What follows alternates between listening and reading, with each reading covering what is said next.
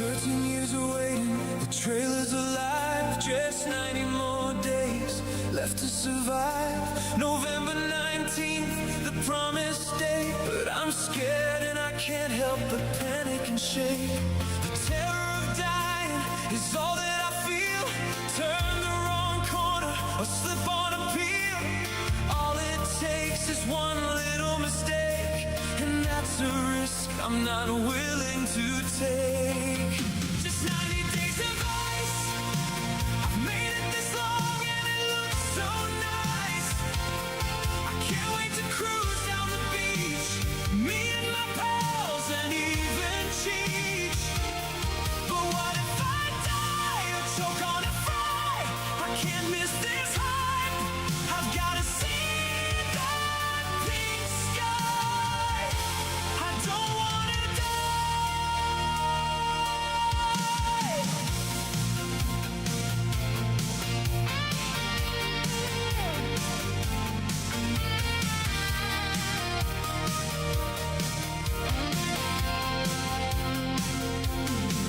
I'm checking expiration dates. I'm terrified to eat. One bad lunch puts me 6 feet deep.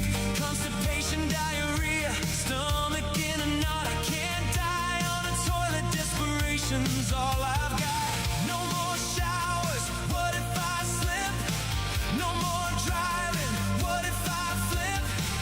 I got a box, but what if it is bugs? The microwave is humming, so I'm pulling all the plugs. I think it might explode.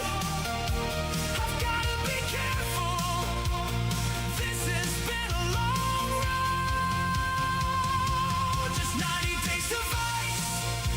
I've made it this long and it looks so nice. I can't wait to cruise down the beach, me and my pals and even Cheech. But what if I die or choke on a fry? I can't miss this hype. I've gotta see that pink sky. I don't wanna die. Trailer 3's around the corner, and I've got a raging boner. But this addiction's made me a loner. I've got nothing else to live for. I'm staying alive for those sunny skies. Thinking of it makes me wanna cry. How sad would it be to make an early goodbye? But there's a fate worse than death. Life in prison to my last breath, knowing all of my friends are playing without me, while I'm rotting in here for all eternity. Oh, the anxiety.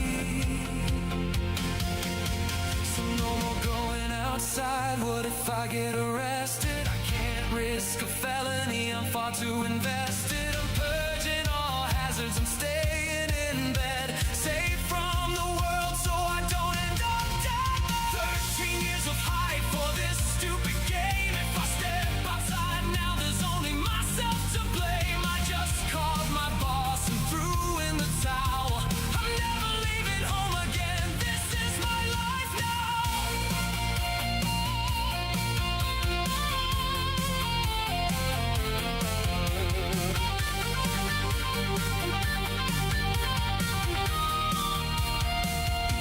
Just 90 days of ice. I've made it this long and it looks so nice. I can't wait to cruise down the beach, me and my pals and even Cheech. But what if I die or choke on a fry? I can't miss this hype. I've gotta see that pink sky. I don't wanna die. Just 90 more days, almost there. No more eating, no more showers, no more walking, no more pooping. Too risky, just staying in bed.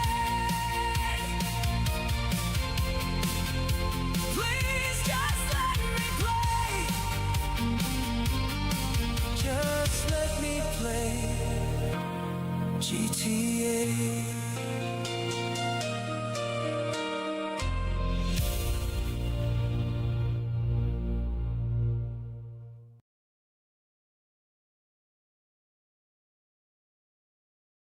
You could say the bait's been laid. How's it going, everybody? You just on my playlist.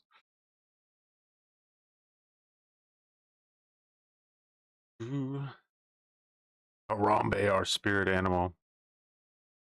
Did the song imply something of you quitting your job? It's too dangerous to go outside, guys. We're on a 90-day countdown to GTA 6. The only option is to duct tape the windows. Nothing else matters.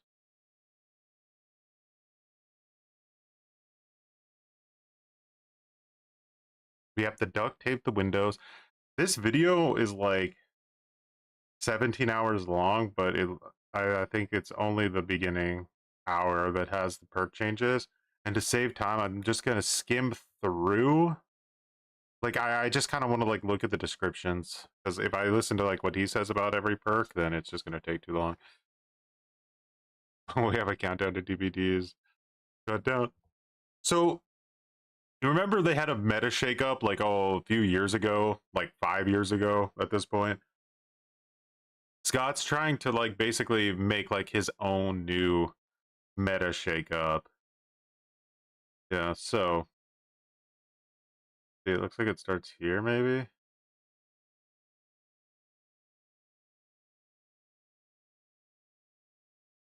Right.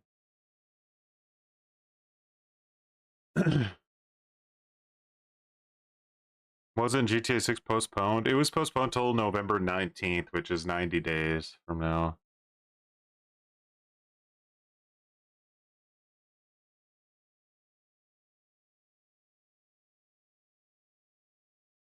Alrighty. So this is Septic Touch. The old perk made it to where when a survivor was healing in the terror radius of the killer, they got blindness and exhausted for 30 seconds. Obviously, like, a really bad perk. This one, they gain hemorrhage, which, I mean, makes it better, because if they're healing and then you start a chase with them even for like 5 or 6 seconds, all of the healing progress they got is lost. So I think that's good. It has more synergy with things like Doctor. A short Choi shakeup featuring Harambe.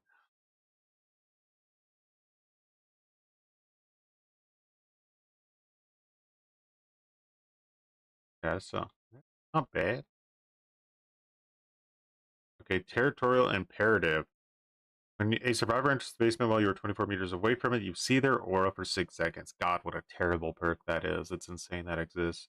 Whenever a survivor enters the basement, you see their aura for 6 seconds, and a trail generates between you and the basement. Walking this trail grants 20% haste and undetectable until you leave it, and for 3 seconds afterwards. Cooldown 20 seconds. You know what the crazy thing is people would probably complain about this perk being too strong. Even though it's not, obviously. But like, they'd be like, oh, now somebody like Leatherface is gonna hook you in the basement, and then this is just gonna let Leatherface, like, base camp. This Leatherface has been used to like cry about so many things over the years, like, oddly enough. But what about Leatherface? He could just walk down to the basement and wipe an entire team. No, maybe you just have to have some game sense and realize that that's exactly what he's doing. Maybe you just have to let the person in the basement die, like you should, basically, when Leatherface hooks somebody in the basement. Counterplay, just do gens. Yeah, I know it's not the most interesting thing, but it's like, if you just do the generators, that strategy just doesn't work. Same thing against Basement Trapper. It's like the only thing those killers have.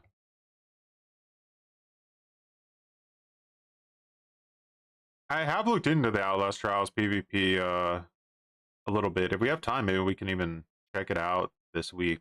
Maybe do like an Outlast Trials stream. Because they changed it quite a bit. It sounds a lot more interesting. I do need like a probably like a duo though, because solo queue in that is really lame. Like 1v1s is really lame.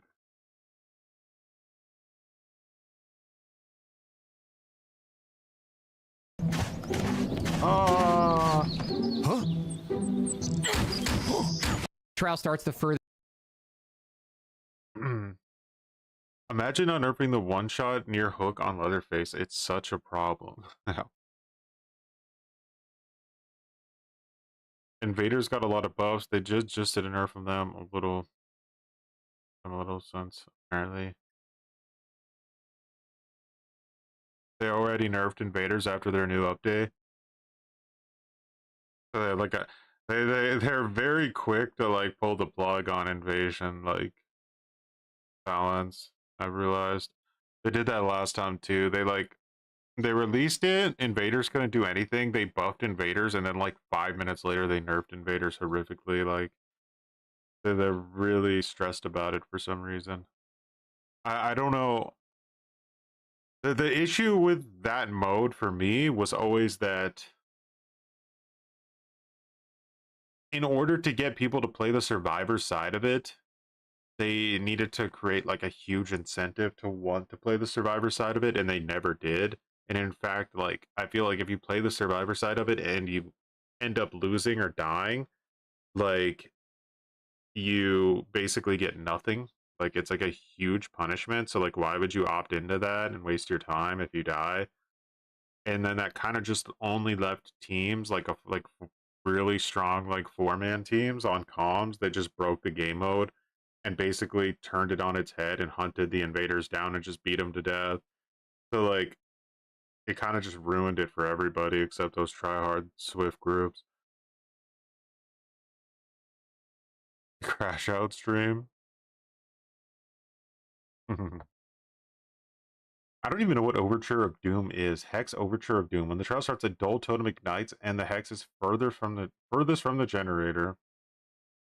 After Survivor repairs the hex generator for 5 seconds, you gain undetectable for 30 seconds. For that time, your terror radius is set to that generator. When the hex generator is repaired, the next generator is hexed. That's such a randomly bad perk. Like it doesn't even sound like it needs to be a hex. One where I just shut the stream down. Yeah. Okay. When the trial starts, the furthest generator from you is marked to you.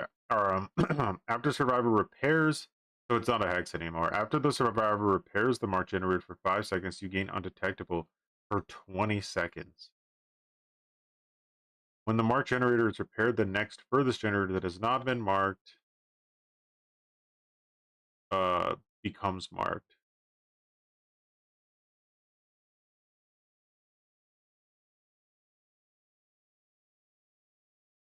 So basically this just gives you like a baby tinkerer. Like so instead of it like being the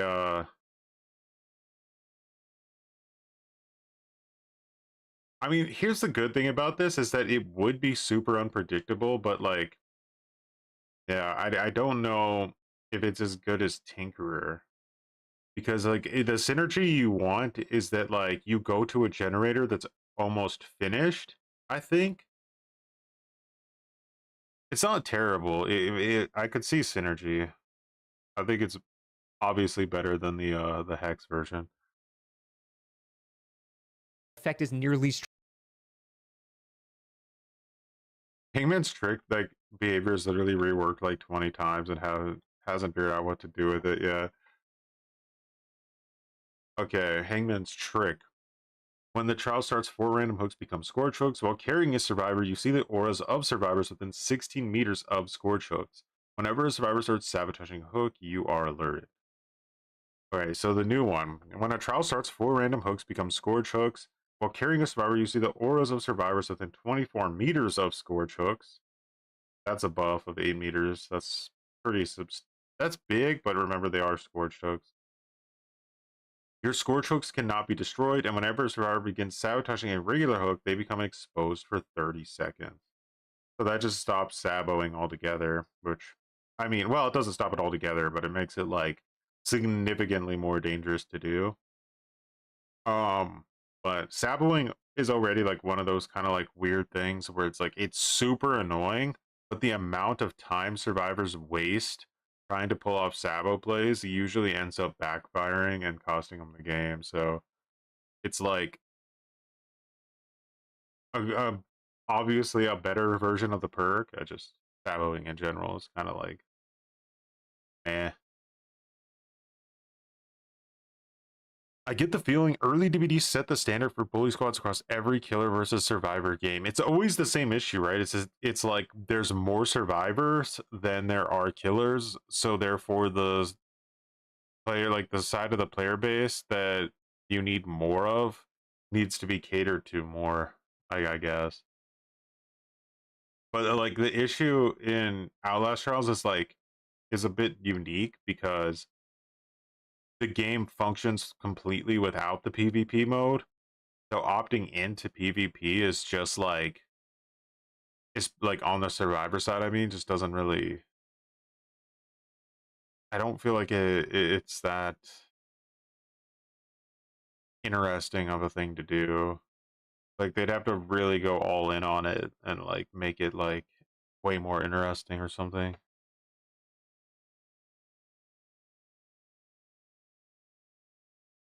A Scourgehook. And whenever survivors begin How many perks did he do here? No quarter. No quarter, I actually didn't think it was that bad of a perk, to be honest. Or am I thinking of the wrong one? Well, self-healing, whenever a survivor has 75% progress, they get special skill checks. If they miss one of these or stop healing, they get broken for 30 seconds. Okay, this isn't the perk I was thinking of. Jagged Compass is what I was thinking of. Once per trial per survivor, whenever an injured survivor has 75% healing progress, they become broken for 60 seconds and scream, revealing their location. Jeez.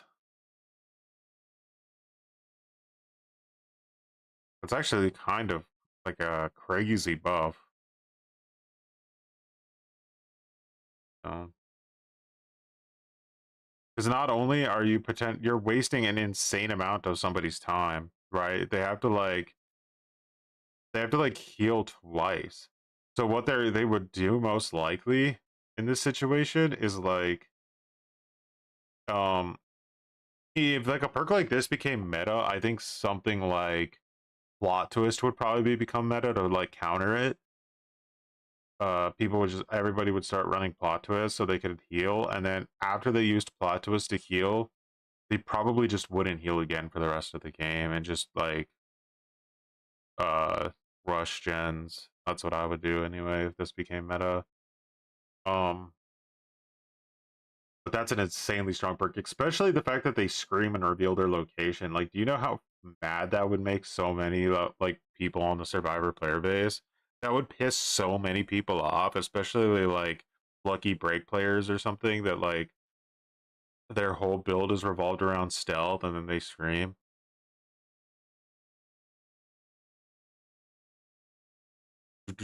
Like yeah, that would make them so angry. Holy shit. There would be a sea of tears. This one behavior would never let through. Maybe like something like way more neutered than this, like 30 seconds of broken without the screaming. I don't think the killer sees their aura. It just says revealing their location. So yeah, I think he's talking about bubble.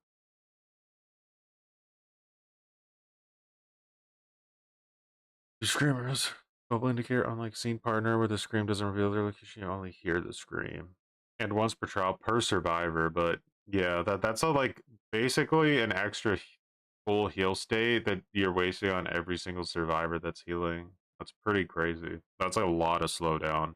That's like kind of like, I don't even know, on the level of like corrupt intervention for healing or something. That's gonna save you an insane amount of time. The issue like that I'm seeing with it though is that it would heavily hurt like bad players at the game that feel like they have to be healed 24/7, and the players that like at the top end would probably be able to work around it pretty easily. So it would become like a huge like pub stomper thing. People like the casual player base would bitch way too much. It would never last. So Plague. So far, I think all of his perk ideas are pretty strong. Just yeah, some I can tell 100% would never be allowed to exist in the game just because of my understanding of how the devs balance.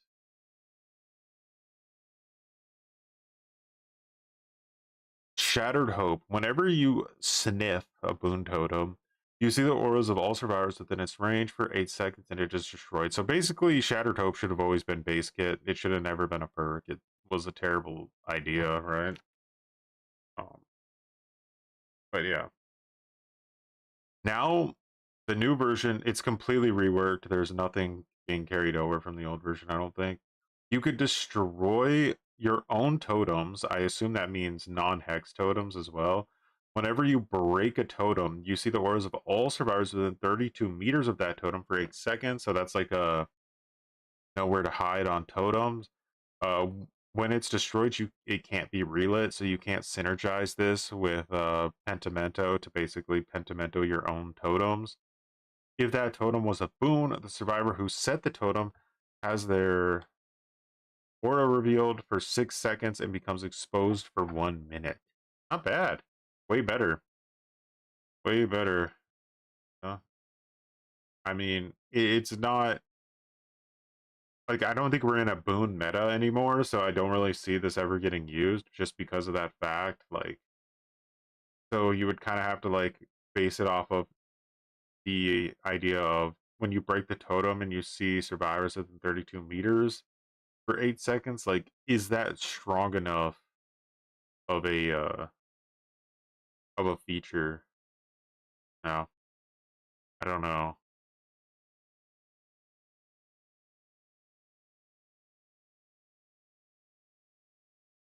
Yeah, like, if this was back during, like, when Circle of Healing was meta, this would have been probably meta, I would imagine. We might enter a boon meta again when the Angel Chapter comes, because there's going to be a boon that's pretty much fast track. Is that confirmed already? Boons exist in Hard Swifts these days. Which boons? I will admit that I have not played Killer that much.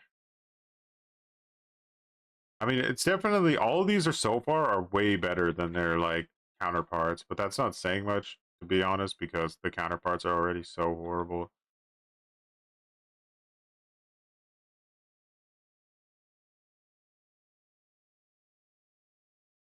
Oh, yeah, because we're, like, building the chapter together or whatever, right? Permanent gen progress.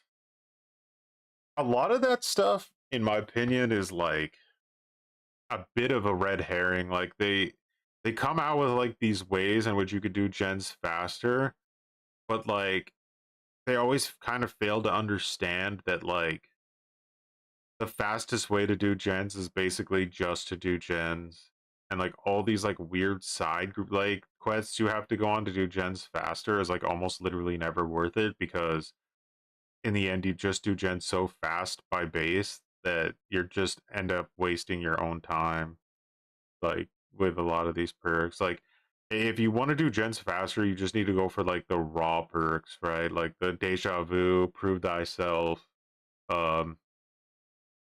toolboxes, hyper focus stakeout. Like, those are the ways to really do gens faster, because you're just doing gens and there's not really a side quest involved. Like, the only side quest that might be worth it is Built to Last, because toolboxes are so good that, like, you can really rush the shit out of gens, and you can do gens way faster in short bursts. So, like, during, like, downtime or something, you can take advantage of it. Overzealous, like, I like to use it just because it's like a brain dead perk, but no. But Hoarder, when the trial starts, 2 more chests appear. This is the old one. We all know what Hoarder does. For each close, okay, the new one. When the trial starts, 3 empty chests appear. Okay, they're empty now. For each closed non-map specific chest in the trial. For each closed, non-specific chest in the trial? What the hell does that mean?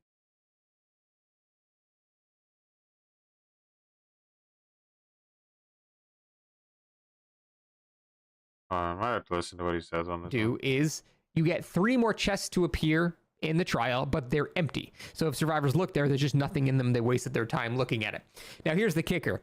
For each closed chest in the trial still, the exit gates take 10 seconds longer to open, up to 60 seconds. All chest auras are now visible to all survivors when the exit gates are powered. So it's actually transitioned into an endgame perk while also maintaining the theming of Hoarder. The killer is stronger the more of their shit they still have. If you have closed chests, you haven't looted them, the killer still hoards all of their stuff. Now, the more you open these chests and take their shit away, they get weaker and weaker to the eventually where the perk doesn't actually do anything anymore.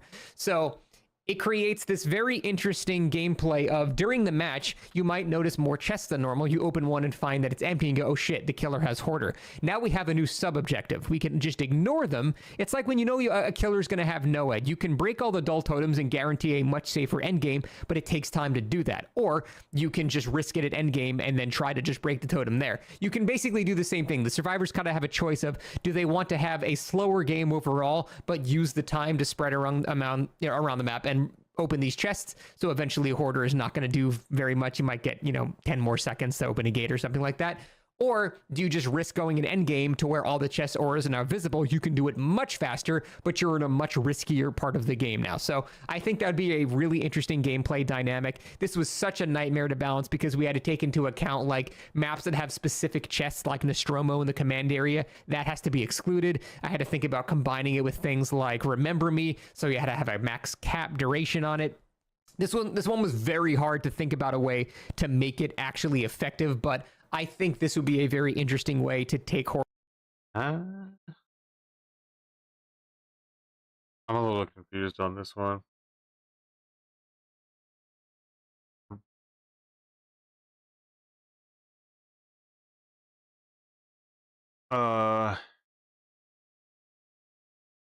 It takes 10 seconds longer to open. Like, would we really need to make that caveat of map-specific chest? Like, I don't think so. And don't get me wrong, but like, I don't know. I just don't really see this one doing anything. It's because the normal 3 chests count too, I guess. So like, it would be like, there's 3 chests already on the map, and then now 3 new empty chests also appear. So in total, there's 6 chests on the map. 3 are empty, so the survivor wastes their time basically if they open them and look for something. But we're excluding map-specific chests, which are very rare. Like, I don't know, is there another one besides Nostromo? Like at the Easter egg chest? I think so. I think there might be one on Midwich too, right? Like you do gens in a certain like way, and like an extra room will open that has a chest in it. I don't think that that's a necessary like thing to add in because it's literally 10 seconds, right? The Temple of Purgation, the main one. Yeah, you wouldn't want it to like work on those though, right? Because like I think the idea is that like we can't have it on maps where you have to do Easter eggs to access the chest.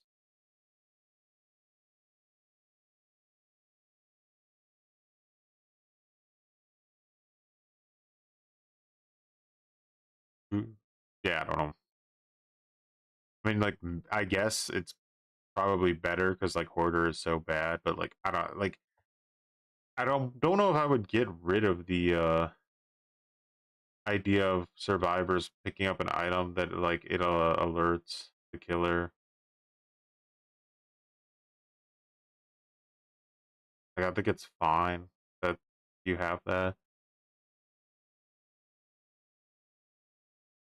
I think that somehow this is maybe less unique than Hoarder, which like the real problem with Hoarder isn't the fact that like it's a bad perk, it's the fact that the devs removed its synergy from things like Pinhead and stuff. Like, because you used to get like a Hoarder notification when like the survivors would pick up the box or and things like that, and they like the devs like removed that because they felt it was too strong.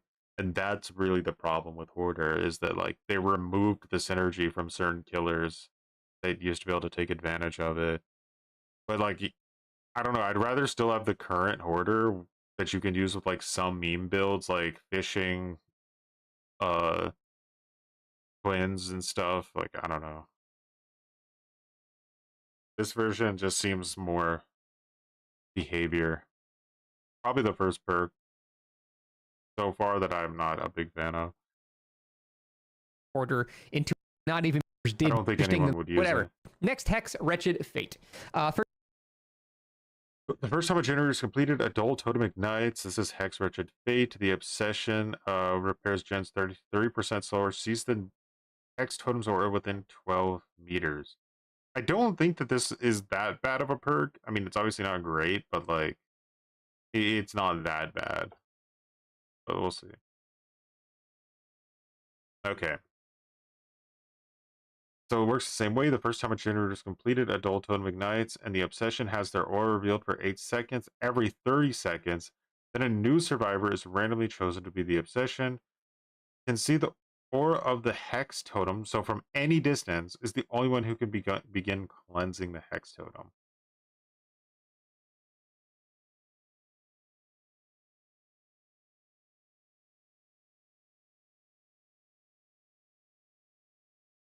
I think that's a bad perk. That's my initial like thought, because what's going to happen in my mind is that the person who becomes the obsession is going to know they're going to get chased. So they're probably like going to head towards the Hex totem, and then like if the killer has to commit to a chase with them, that throws off what you should probably be doing as a killer. Because like as a killer, you need to kind of, your movement is very specific. Like you need to be always focusing on gens. This is gonna pull you away from gens, so it's almost like a self-destructing type perk. Like you're gonna be defending a totem that can basically only affect the person who isn't doing a gen. I don't know. I think you're screwing yourself over. And then the flip side of that is like if like a doctor runs this with like Thrill of the Hunt, they can basically just shock you off the totem before you can finish it every single time.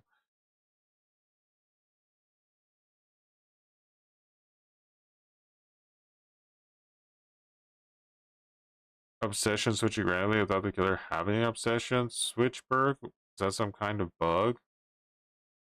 If the killer really doesn't have any kind of perk that swaps the obsession, I'm not sure. Is there a survivor perk that... I mean, there are survivor perks that make you the obsession, aren't there? Like, in the match? I don't know, does like For the People or something make you the obsession? I can't remember, there's so many perks now. Yeah, this one I think is getting into... I like the original one more. If anything, they should just buff the original idea. Because I think this one is like a lose situation. I don't think people would use it.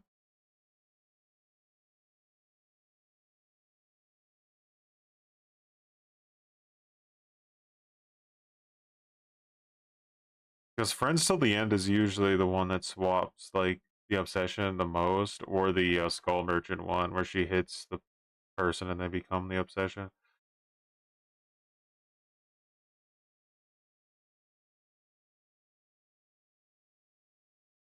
Wandering Eye. Whenever you start chasing a survivor for the next 5 seconds, you see the auras of all injured survivors within 20 meters. Cool down 30 seconds. New, whenever you start chasing a healthy survivor, for the next 5 seconds, you see the auras of all other injured survivors for 30 seconds.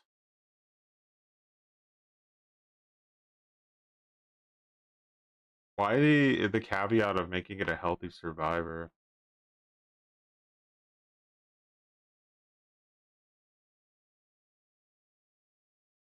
Survivor.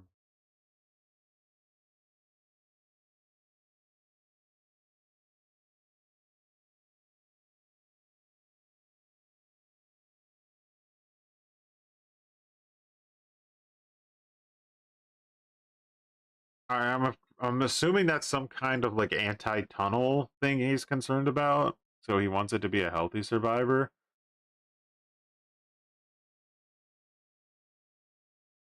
No, it's definitely a buff because the 20 meters is what makes the perk worthless. So like the perk is literally worthless because of the 20 meters. So you basically could throw a coin at it and it would like be better. So yeah, it's definitely better. It's just I was considering why he made it only a healthy survivor, but I guess I don't know. I really don't know why it's a healthy survivor only. Let me see why he says. It's really not that bad, but just with a very quick tweak, I think it could be way better. Right now, basically all it is, whenever you, it's very situated. If I make it completely global, it has to have a bit of a a requirement. Otherwise, it'd be overpowered. So now it's whenever you start chasing a healthy survivor. But like here's the thing, right? Is that it feels like he wants to put like a restriction on it because he buffed it.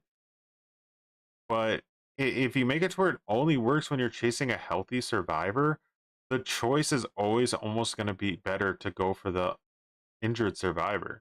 You're kind of taking the player agency away a little bit. Like, if you're chasing an injured survivor and you see the aura of another injured survivor, then you kind of have more of an interesting choice to make on which chase do you think is more profitable. I think in almost every possible situation, it would be better to go for the injured survivor. No? Like, I get he wants to put a restriction on it, but the restriction in a way almost doesn't really do anything. It just makes the perk like less interesting for no reason, I think. For the next 5 seconds, you see the auras of all other injured survivors on the map.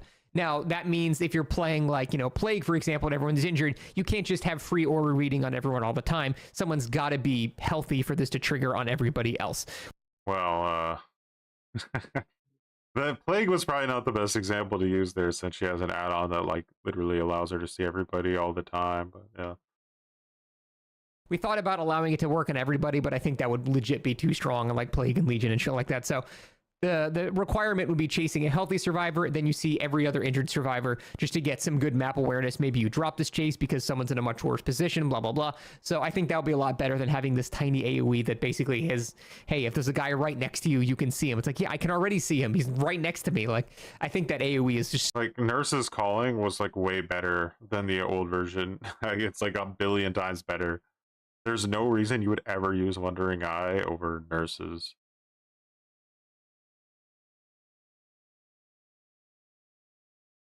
Yeah, but yeah, I mean, why not? Better buff than what it is now. At least it's something. Oh god, All Shaking Thunder, what a terrible perk.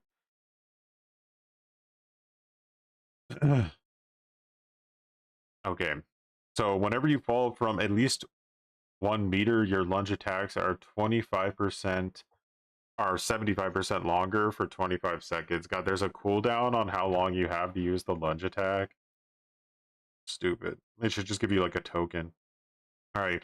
Whenever you fall from at least 1 meter, all survivors within 20 meters scream and reveal their location, and your lunge attacks are 75% longer for 25 seconds. Landing within 1 meter of a survivor damages them for 1 health state. That's actually pretty sick.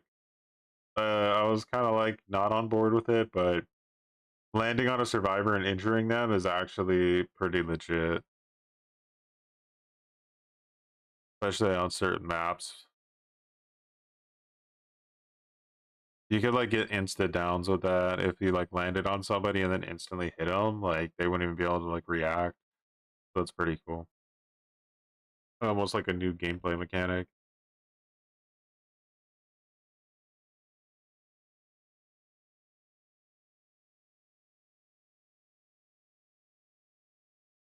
Because the 25 seconds is pretty short for of a lunge.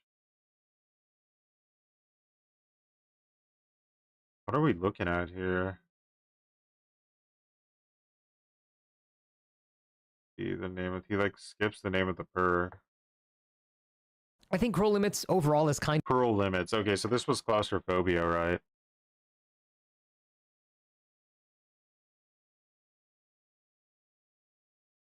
Whenever a generator is completed, you see the auras of all windows for 30 seconds. All windows are blocked for 30 seconds. So this perk is kind of fun sometimes to run on Leatherface because you can actually legit win the game sometimes from this perk because the survivors like can, if they're in specific spots, can lose all counterplay to you, which are windows. And like if you have like a chainsaw rampage build, I've like full team slugged with this before. Whenever a generator is completed, a totem is cleansed or a totem is blessed. You see the auras of all windows for 30 seconds. All windows are blocked for 30 seconds. Okay, so it's just like a flat buff. There's literally no reason not to want that as like an addition. It just, because the biggest issue with the perk is that it didn't activate often enough. This just gives it a time, like a chance to or activate more often. So literally nothing but positive there. Okay. Imagine being able to build an app with your name on it just by thinking about it. Meet Base 40. terrible perk because it's that whole people that design just can't hit basic skill. Okay. On to Undone. Whenever a survivor misses a basic skill check, earn 3 tokens up to 30 tokens. That's a lot of tokens. How often do survivors miss skill checks? Yeah, that's what kind of ruined the perk. Whenever you damage a generator, spend all tokens. Yeah, this one was really bad. It was just really bad. One of the worst perks in the game. Whenever you hit a survivor with a basic attack, earn 1 token up to 5. Whenever you damage a generator, spend all tokens. For each token spent, the generator regresses 50% faster. So you don't get instant regression, it just regresses faster. And it regresses 50% faster, which is basically just Call of Brine. Why would you use this over Call of Brine? Oh no, for each token. So for each token, okay, I read it wrong. 50, 100, 150. Okay. I see. So if you have 2 tokens, 3 tokens, fuck, that might be meta. I think that would definitely be meta because you're hitting people with M1s constantly throughout the match, and you kick a gen. You're not really going to be thinking about how many tokens you have when you kick a gen, and like even regressing a gen with 2 tokens would already be like insanely fast, like Old Ruin. You know, that's 200%. Obviously, the stacking wouldn't be too great because of the, what do you call it, mechanic that they put in the game.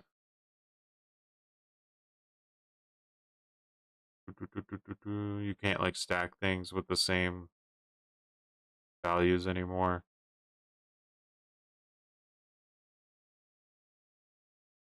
Diminishing returns, yeah. So like diminishing returns would keep this from getting maybe completely out of hand. But this would 100% be meta. I think you would see this on every single killer build in the game. Kind of curious what he says about Your it. stacks, but only basic attacks to not buff the top tiers and stuff like that. So now it's whenever you hit a survivor with a basic attack, you earn a token up to 5. Whenever you damage a generator, you spend all of your tokens. For each token spent, the generator regresses 50% faster. So basically, if you down somebody, you'll have Call of Brine on a generator. If you down 2 people without kicking someone, you'll have... No. If you hit 1 person, you would have Call of Brine, right? Because gens, like, flat regression is 100%, so 1 token would be 150, 2 tokens would be 200. Like, this would be insane. I don't know if he really processed out the percentages on this. This perk would be absolutely insane. Like, I don't know if I'd ever lose a match with this perk. Like, if I put this on, like, my Plague build, I think it would be game over.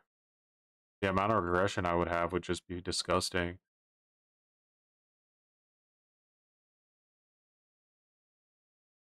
What is Spirit? Is her attack still considered a basic attack? So base is 100%, and with Call of Brine it's 150. So Call of Brine is 50% faster, basically.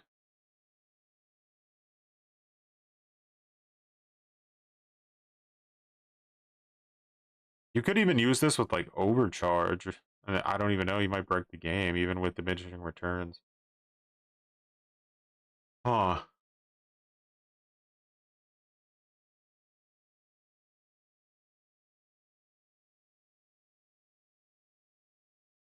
The only way a perk like this would actually be able to exist is if they massively nerf the like the percentages. So like it would have to be like every token added like 20% regression, so that you could, with like 5 tokens, you could get up to like 200% with a single kick or something. That's the only thing I could think of. Yeah, combine it with Eruption. That would be really nasty.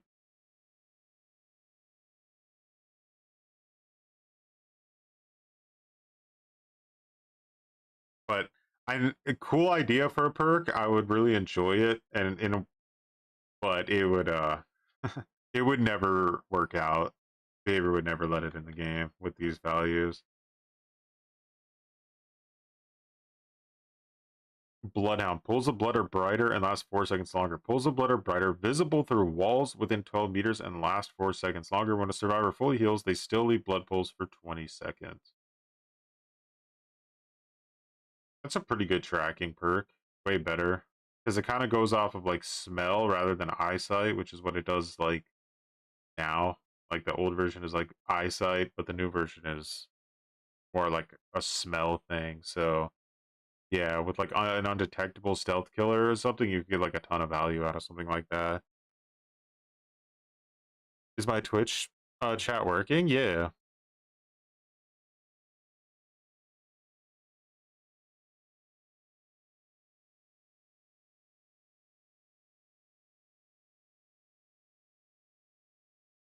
The survivor speed on Gen is 400% regression to patch, huh?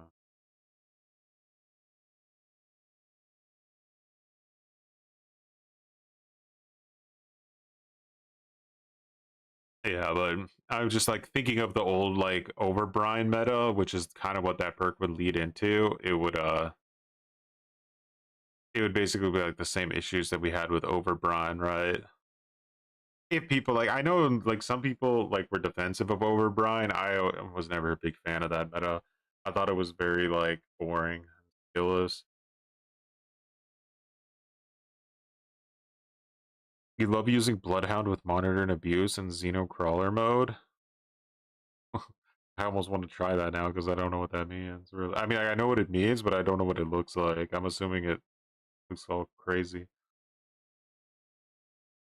But yeah, good buff for Bloodhound. One of the like all of Huntress's perks are just beyond horrible and need massive buffs.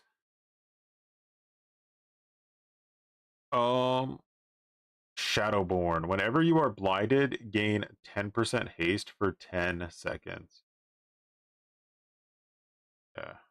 Yeah, Shadowborn's really gone through a lot of iterations, right? Okay, for every second you are not seen by any survivors, gain a token up to 30. Your terror radius is reduced by 1 meters per token. Whenever you enter a chase or a survivor loses state, lose all tokens.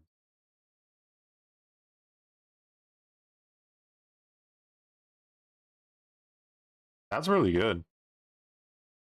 I think that's really good.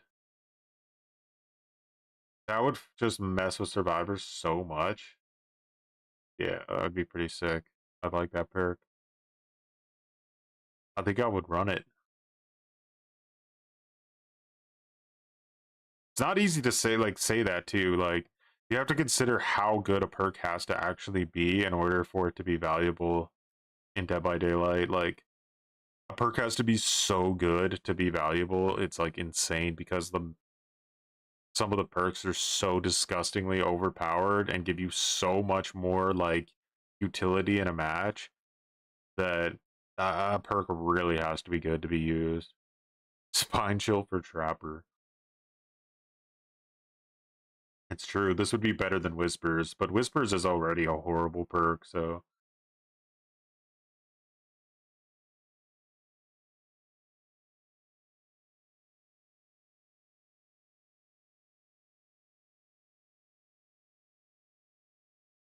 You could run this with like Monitor and Abuse too, as like a synergy, so that you instantly lose like a big chunk of your tear radius, and then this like constantly makes your tear radius so small that it's almost like you don't have a tear radius at all times. That's pretty goddamn good. There are killers that it wouldn't be as effective on, like Wesker and Ghoul, but that, I mean, Wesker, I mean, is kind of like meh, because I don't think I don't think Wesker needs to be nerfed more, but Ghoul, yeah, I could see Ghoul being nerfed a little bit. I think while not in chase with monitor and abuse in crawler mode, you have 8-meter radius and low to the ground. Kind of fun to stuck surprises with nurses calling buff is goated in Xeno tunnels too. Oh yeah. With that septic touch, like perk, it could be even better, right? If they reworked it.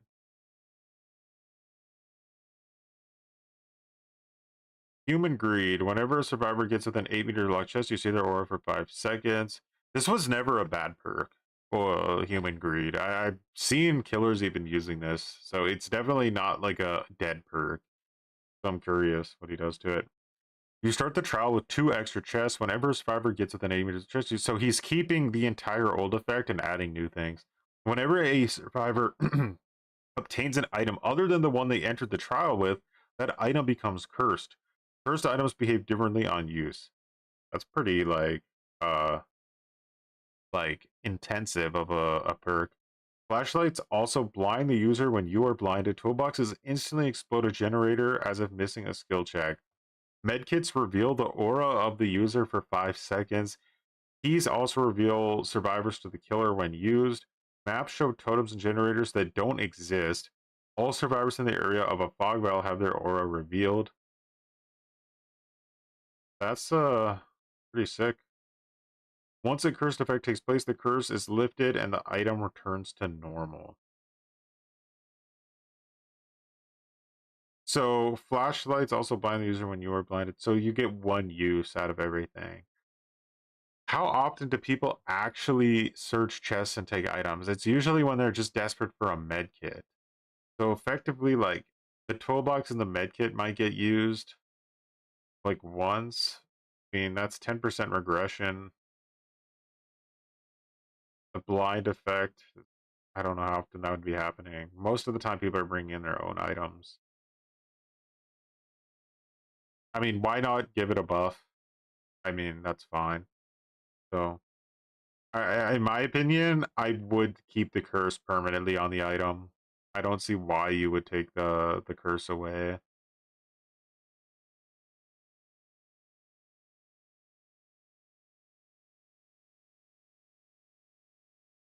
It's such a niche perk already. I would just keep the curse, and you'd have to basically decide if the item was worth using at all. Like, obviously toolboxes wouldn't be worth using because you would just keep blowing up the generator, so you'd have to keep it for like Sabo plays.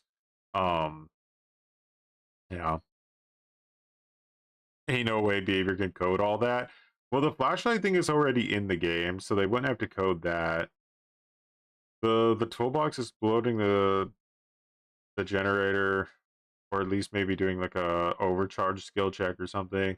The aura reveal on medkit wouldn't be too hard. Same with keys. The map one will probably be pretty hard because you'd have to like show things that don't exist. I don't know if behavior could do that, but all the aura revealing shouldn't be too hard. Too complicated for new players? Maybe. Note, ignoring the teamwork perks because they are so fundamentally badly designed, there is no salvaging them with the original vibes intact. I mean, the teamwork perks for the most part are like legit straight up meme perks. Like you put them on with a friend to meme around and they can be fun. Like sometimes they can be really fun actually. if you're memeing with a friend and you just don't give a shit about the outcome of the match at all.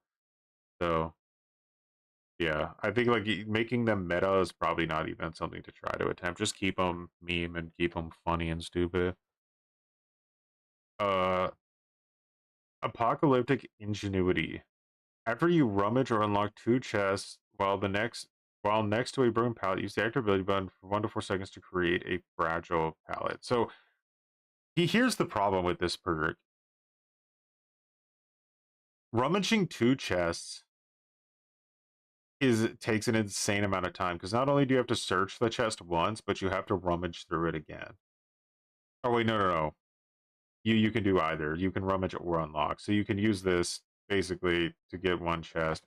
But regardless, again, it's like what I talked about earlier with the gen speed. It's like going through this much effort to basically bring back a single pallet that is a fragile pallet that you have to stun the killer with to get value out of is stupid. Like, because it's 1 pallet and it's a bad pallet, so you quite literally like are never gonna get value out of this. And you can't even use it like the anniversary pallets where you like spawn it on somebody who's down and then get like a pallet save. Like you have to like build the pallet and there's like an animation. So it's just unbelievably unusable, I think. So I'm curious what he's going to do with it. After you rummage or unlock a chest, all right, so he got rid of the 2 requirement. It works. That's it. I think it could just be a pallet, guys. I think you could keep it 2 chests and just make it a real pallet. Like, yeah, you could reset a super, like you would want to reset like Killer Shack or something. I get that. But like, if I'm just saying, if you want people to use it, you got to make it like a real pallet, because nobody's going to fucking use this unless they can just create fragile pallets as many times as they want without any like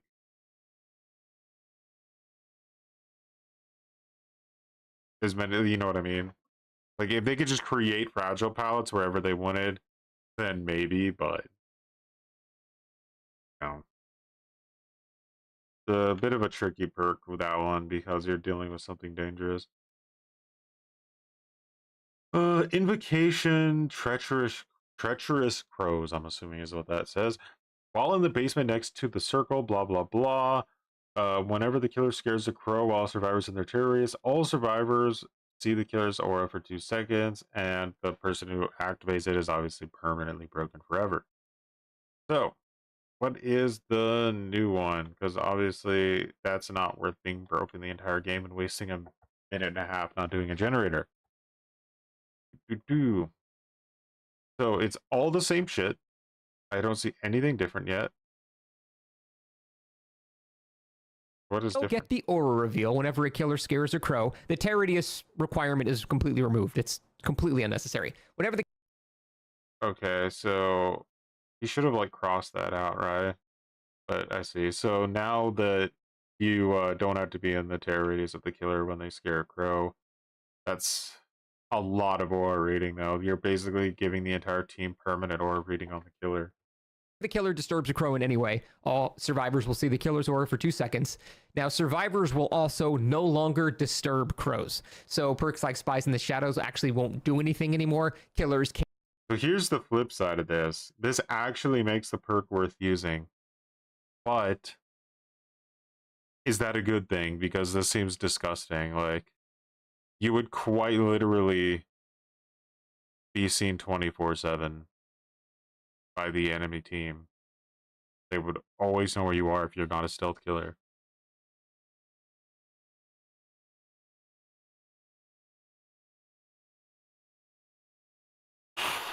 Man, I don't know. I think that might be too strong.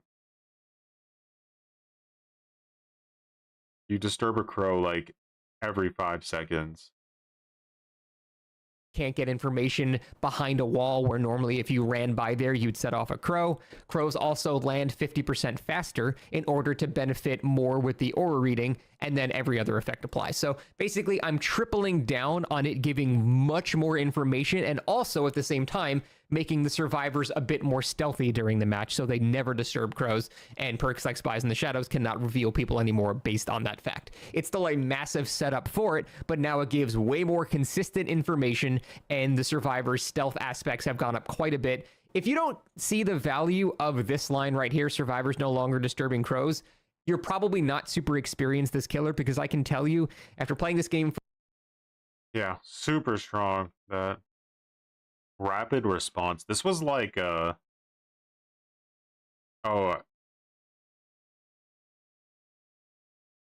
this is a survivor perk, right? From, Aurella? Whenever you fast exit a locker, you gain exhausted for 20 seconds. Whenever you gain exhausted, you see the killer's aura for 2 seconds. Okay. Whenever another survivor loses a health state, you gain 25% haste for 5 seconds.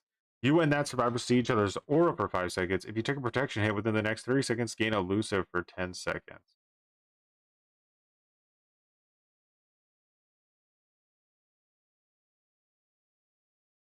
Is this no longer an exhaustion perk?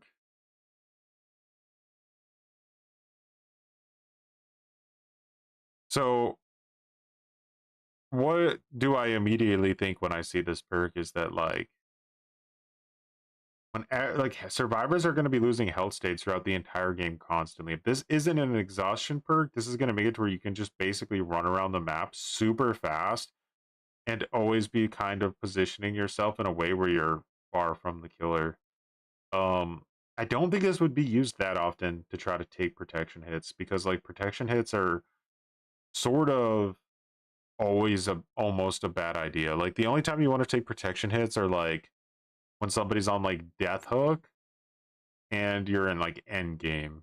That's like pretty much it.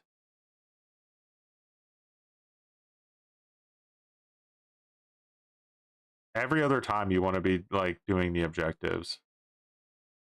People who go and kind of like insert themselves in other people's chases to try to take hits for them during their chase usually throw them off, because they're kind of in the moment, and like taking the hit sort of just gives the killer free pressure when you could have been on a gen, and it usually doesn't delay that person's like down, because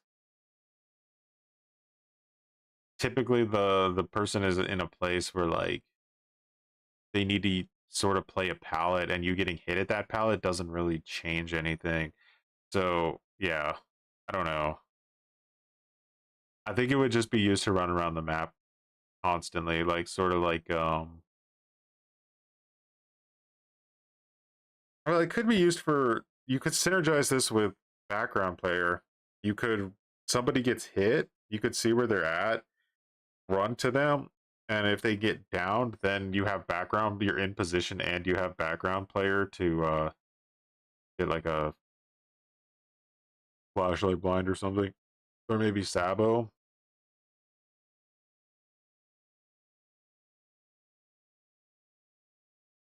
Yeah, this would definitely make a lot of casual survivors throw games thinking that they're like have this like funny speed boost to take hits, but taking hits is very rarely a good idea.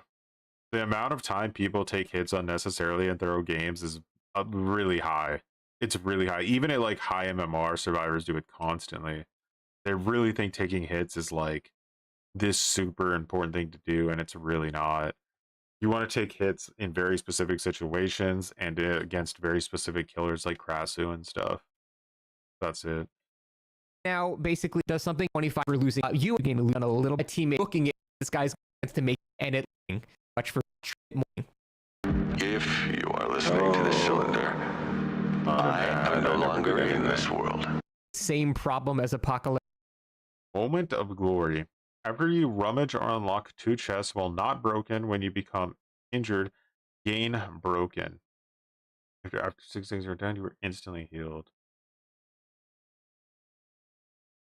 What the hell did I just read? After you rummage or unlock 2 chests while not broken, when you become injured, gain broken. After 60 seconds to burn it down, you are instantly healed. But again, that's just like bad, right? Like you're just hurting yourself for absolutely no reason. Like you would be better off just killing yourself. Why would you go through this crazy shenanigans to like save yourself a heal later? After you rummage or unlock a chest while not broken, when you become... So this one just changes it to a chest, so it's kind of like inner strength for a chest. I mean, why not? Better. New. Oh, wait, what was the old? Red herring. When you repair a generator... Isn't red herring banned in comp? After you repair a generator for at least 1 second, you see its aura. When you hide in a locker, the killer is alerted to the generator. Cooldown 15 seconds. So after you repair a generator for at least 10 seconds, you see its aura. When you hide in a locker, the killer is alerted to the generator and scratch marks appear in the path leading away from it. If the killer damages that generator within 20 seconds, it doesn't lose any progress and doesn't start regressing.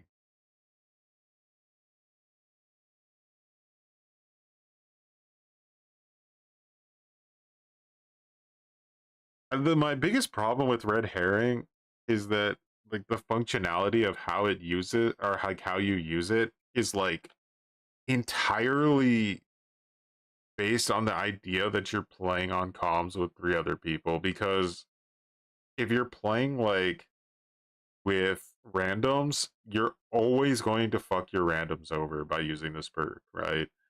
You're going to start the game. You're most likely going to work on the generator that's closest to you long enough for the perk to activate, and then you're going to leave that generator, but most likely your teammates are going to be working on that generator because it's the closest one that spawned to you, and they're not going to have the foresight to know you're using that perk or split up on gens. So in the end, you're going to go across the map, activate red herring to get the killer to go over there, and then your teammate's going to be working on that gen. So in the end, you just end up screwing over your teammate like 90% of the time. That's how I like what I feel from it. It literally only works in Swift. So this just buffs Swift, which I don't think is a great idea, obviously.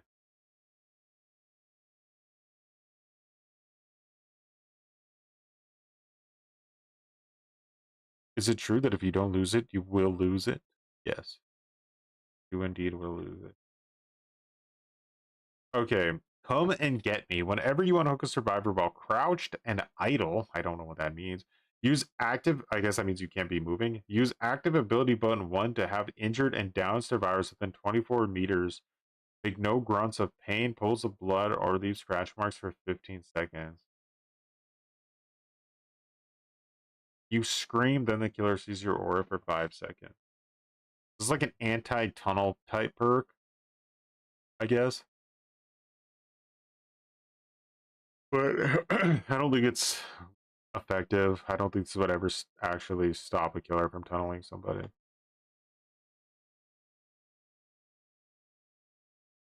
We shouldn't give Swiss more food, yeah. Whenever you unhook a survivor while crouched and idle, use the activity 1 to have other injured and downed survivors within 32 minutes, 32 meters, I don't know why I said minutes. Gain elusive for 20 seconds. You scream and the killer sees your aura for 5 seconds. So, I mean, yeah, they basically already got elusive, didn't they? That was like the idea.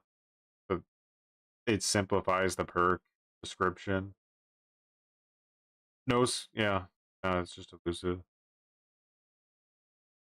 You gain elusive for 20 seconds. You gain elusive for 20 seconds? Or they gain elusive?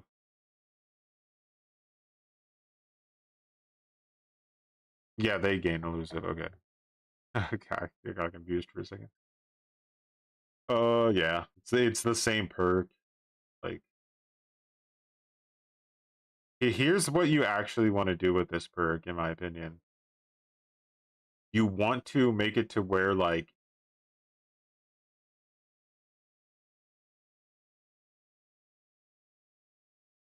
I don't know.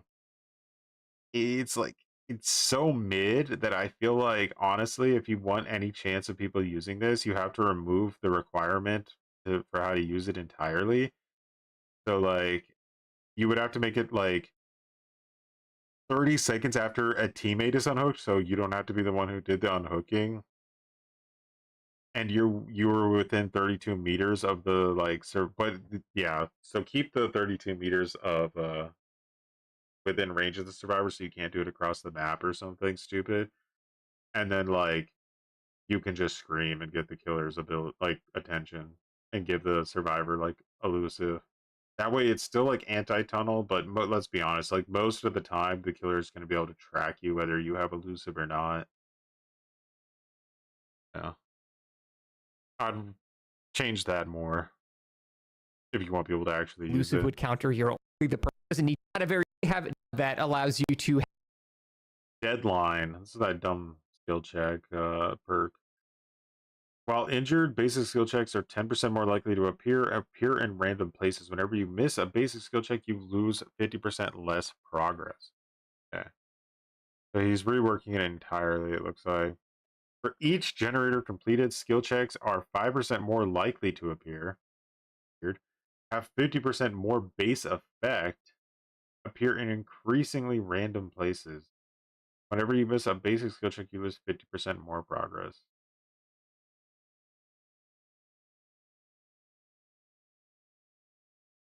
Have 50% more base effect? What does that even mean? I think you get 1% of a generator completed when you hit a great skill check, not a normal skill check. So like this would make it to where you do 1.5% of a generator with every great skill check. And then you would want to run this with like hyper focus. But the problem with this perk is basically that because it appears in random places on the screen, it just simply like makes it too complicated. No,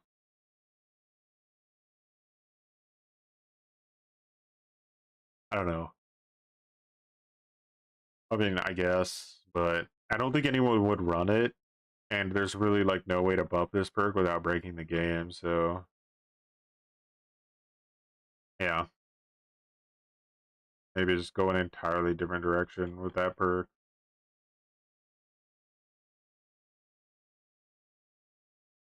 Boon illumination. So this is the one where like you set a boon and you like your team while they're standing inside the boon, they see like all of the chest spawns and generators on the map. A really horrible perk, like just disgustingly bad.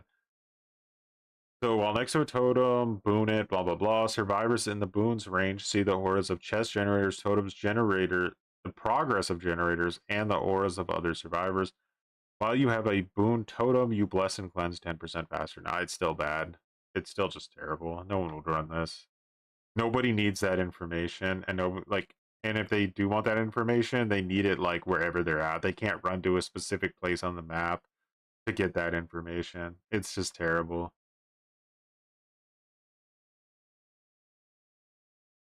Does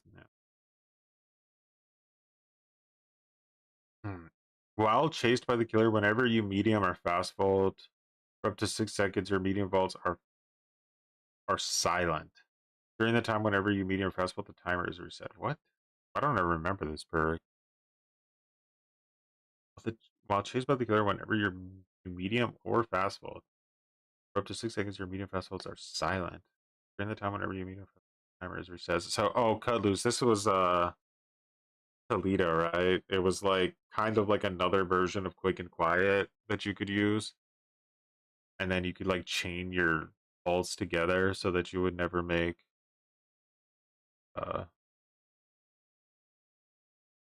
notifications while vaulting. So like, it was basically just good when you could put Larry's map offerings on. While chased by the killer, whenever you medium or fast vault for up to 6 seconds, your medium and fast vaults are silent. During that time, whenever you medium or fast vault, the timer is reset. You medium vault 10% faster.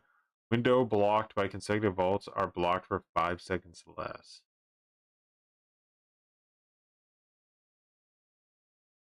I mean, just a decent like buff. I think the medium vaulting 10% faster would be something that would be pretty interesting for a lot of people. So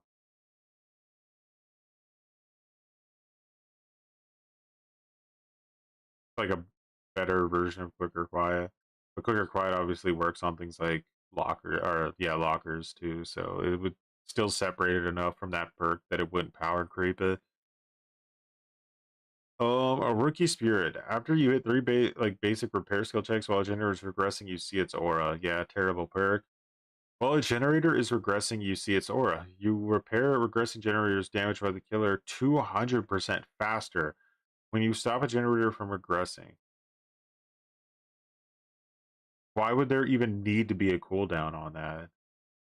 Like, the cooldown would never come into play. You may as well just delete it. Unless the cooldown was like 5 minutes or something, but like 10 seconds, that's like literally a pointless cooldown.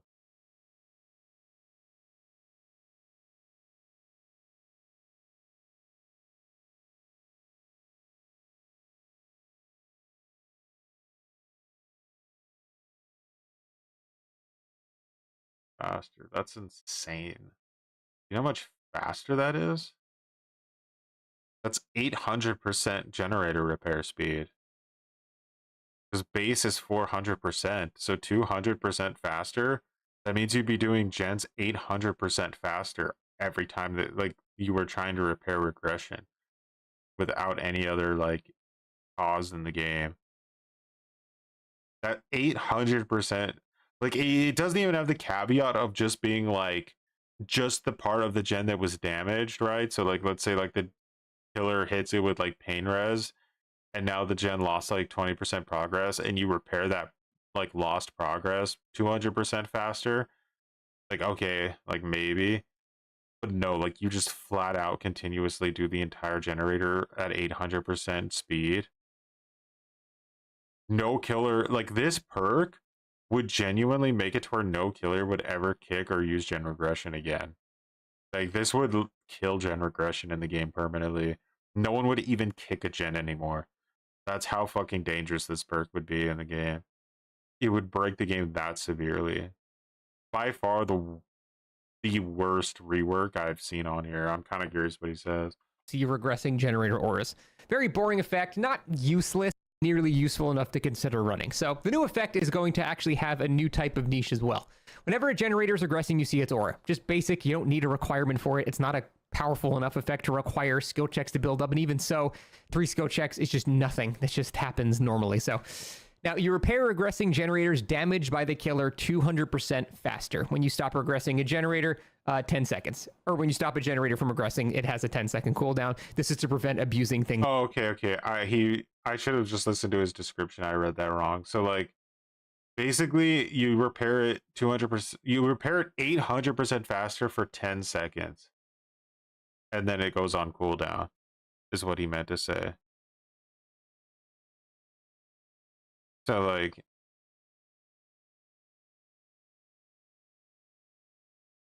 that's like a brand new part every time you start. Is it more than a brand new part? Do you know how like fast 800% is? That's like 2 people working on a generator without any penalty. So that would be like a generator done in like, I don't even know what, like 30 seconds. So you would do so like a killer trying to hold like a 3 gen or something would have absolutely no chance against this perk. Even with that caveat that it only lasts 10 seconds, it's still an insanely broken perk. Like this is a crazy strong perk. Instant meta. You would see it like fast track. It would be on every single build in the game. Like this would be crazy. You would punish the killer so hard for regressing generators. Like things like when the killer has ruin, for example. So basically the point of this is that 5 seconds that you have to repair a generator, the niche of this perk would be resetting that timer significantly faster. So when a killer kicks a generator, you want it to stop regressing, it's going to take you 5 seconds of repairing. So if you would have 100% faster, you do it, 2.5 seconds. 200% faster, it would be basically 1.25 seconds. So this perk saves you, 3.75 seconds or whatever of time every time the killer kicks in. I don't think either I'm understanding the percentage values wrong or Scott is, because in my mind, doing gens 100% faster as Survivor is doing gens at 800% base generator repair speed. No. A generator in order to get to the point where it's not regressing again. So it still has the original information, but it now has a new, not overpowered, but notable. Yeah, Again, it's not like you're going to do. definitely overpowered. I really think that would break the game completely. We're almost at the end here. Better than new. So this was like that healing perk, right? Whenever you finish healing another survivor until they take damage, they bless and cleanse 16% faster. They heal 16% faster. They unlock chest 16% faster. So just outright disgustingly bad perk. Like there's absolutely nothing redeeming about it. So reworking it entirely is obviously the better option here. Whenever you finish healing another survivor until they take damage, they bless and cleanse 30% faster. They heal 35% faster. They unlock chest 150% faster, and they unhook 15% faster. I mean, better than what it is. Still pretty bad because, like, it's just doesn't really. I mean, it's okay, right? The healing 35% faster and unhooking 15% faster and cleansing 30% faster, like that's not something to scoff at. It's just I don't know if somebody would run it, like to help their team. Maybe in a Swift, one person would. It's kind of a cool perk, I guess, like in the sense that like if you were just trying to run like a meme healing build with like autodidact and empathy and stuff, like then it could be kind of interesting because you're just buffing your teammates when you heal them. So, yeah. But no, I'll be read it. Who had better than new? I think it was Rebecca. Okay. Pharmacy. They reworked this perk like 3 or 4 times, right? Whenever you unlock a chest, it will contain a rare med kit. You unlock chests 125% faster. The range at which the killer hears you unlocking the chest is 12 meters shorter. So they buffed this again recently. There was some really stupid caveat with it before, and then they kind of like buffed it to make it go back to closer to how it originally was. But it looks like he's buffing it more. Whenever you unlock a chest, it will contain a rare med kit with at least 2 rare add-ons. He can get away with that now because in the past, like, you obviously couldn't have because of insta heals and stuff, but those are out of the game now. And you are 33 more efficient with medkits overall, so you can use your yeah, that's like a super strong healing perk. I think this would take the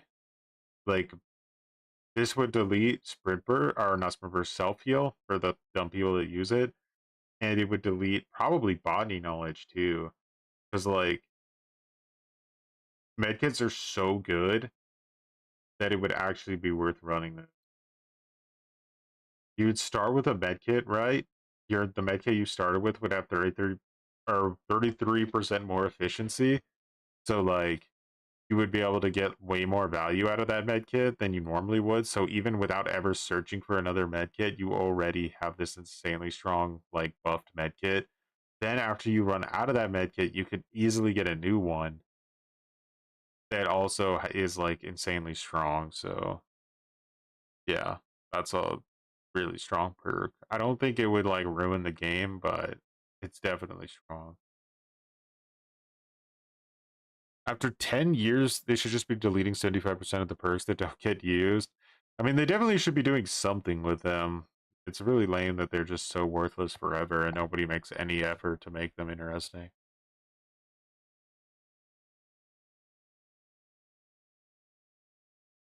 You make no sounds opening chests.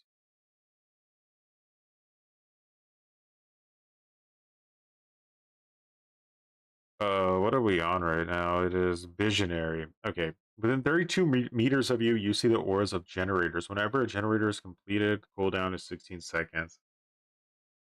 The new version, within 32 meters of you, you see the auras of generators and can see the intensity of their progress. Yeah, why not? Better, better version of the perk, because right, like the old version is terrible. The new version is like mid, but at least it's not as like just outright completely pathetic like the old version was. There's so many things in the game that allow you to see gens now that are better, like than Visionary, like Deja Vu and a Still Sight or whatever it was. Or no, what is 11's perk, the one where you crouch and see everything?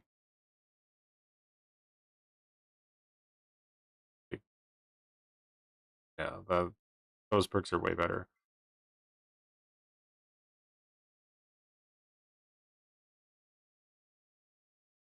We're still here, we are. I'd say they gave up on Skull Merchant rework because it was too much work. Reworking perks would clearly fall into the same boat. The problem is they didn't have confidence in their Skull Merchant rework, which is why they kept like releasing like small little iterations of like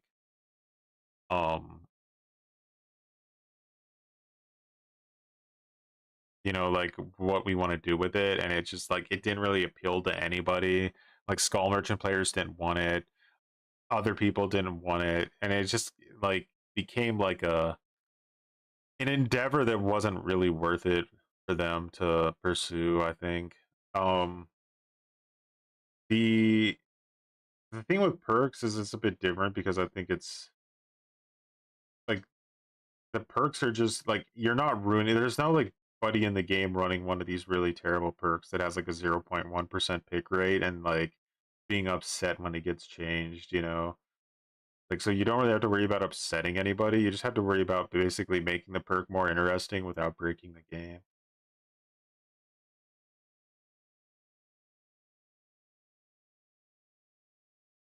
For each other survivor alive, all survivors are 3% luckier. All survivors can attempt to unhook themselves.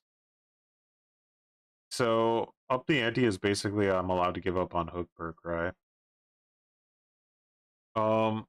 Let's see. What does it change? Invocation. He wants to turn it into an invocation. I'm already terrified. While in the basement next to the circle, if you have not been hooked, use the active ability button to invoke. While invoking other survivors, Far use the your most aura, blah, blah, blah. crackhead We perk need is that it to might get form down instant. so we Like a can see Annie. what- blah, blah, blah, blah, That blah. all survivor is on their Okay. When the invocation is completed, all survivors can attempt to unhook themselves and are always successful at unhooking themselves. You instantly gain 2 health states. You? What do you mean you? Okay, so the person who does the invocation doesn't become broken, but they instantly go to death hook.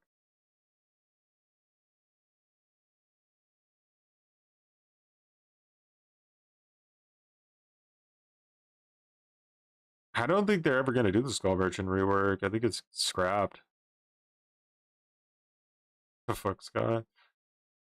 Let me consider this. Like, you have to think, like, if you're doing the invocation and you're instantly on death hook, I don't think that is making up for the fact that your teammates can always unhook themselves. Like being able to unhook yourselves always is strong. But turning the game into a 3v1 in the first like 30 seconds of the match isn't pretty insane too. Like, this is definitely an up the ante. I mean, it fits the perk description massively. It fits the perk description. The way I could see this maybe being used is like, let's say you get to the end game and you've never been hooked, and your teammate is hooked in the end game against like a killer like hillbilly or some shit. You could activate this perk then, allowing your teammate to basically have a guaranteed self unhook, and then they could like run out of the exit gate with like invincibility. That's about it. I think that if you use this like at the beginning of a match, you're gonna just fuck over your team completely. You would have to be like the world's biggest rat in order not to do that, or be like insanely godlike at taking chase. It's better than the one like the current up the ante. It's more interesting. I just yeah.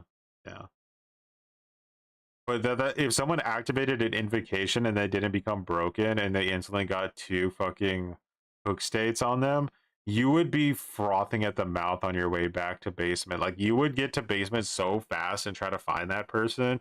And if you ever saw them during the match, they would be dead. So, like, yeah. How would a Swift use this, though? No, that wouldn't work, because if you instantly go to 2 health states, nobody could use Shoulder the Burden on you.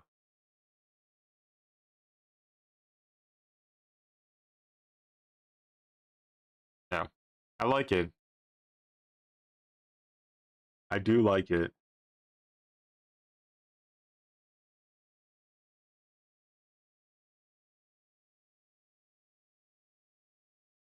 Road Life. Isn't this like a brand new perk?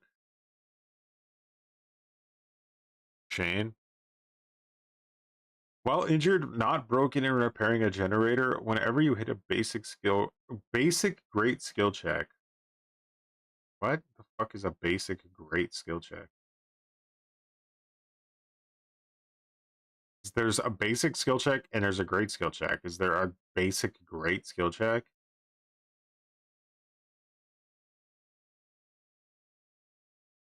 I think it just means like whenever you miss a great skill check, you earn 1 token.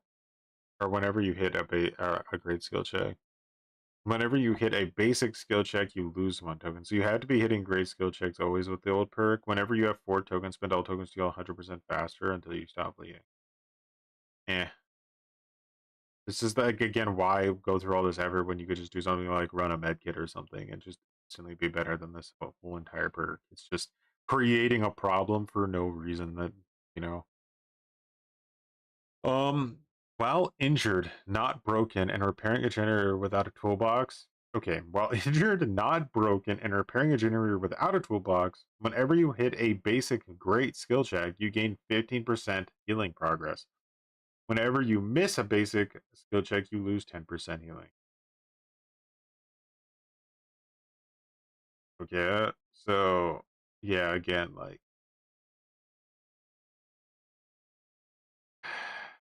no one, like, people wouldn't use this because, first of all, it's not, you don't get enough great skill checks, right?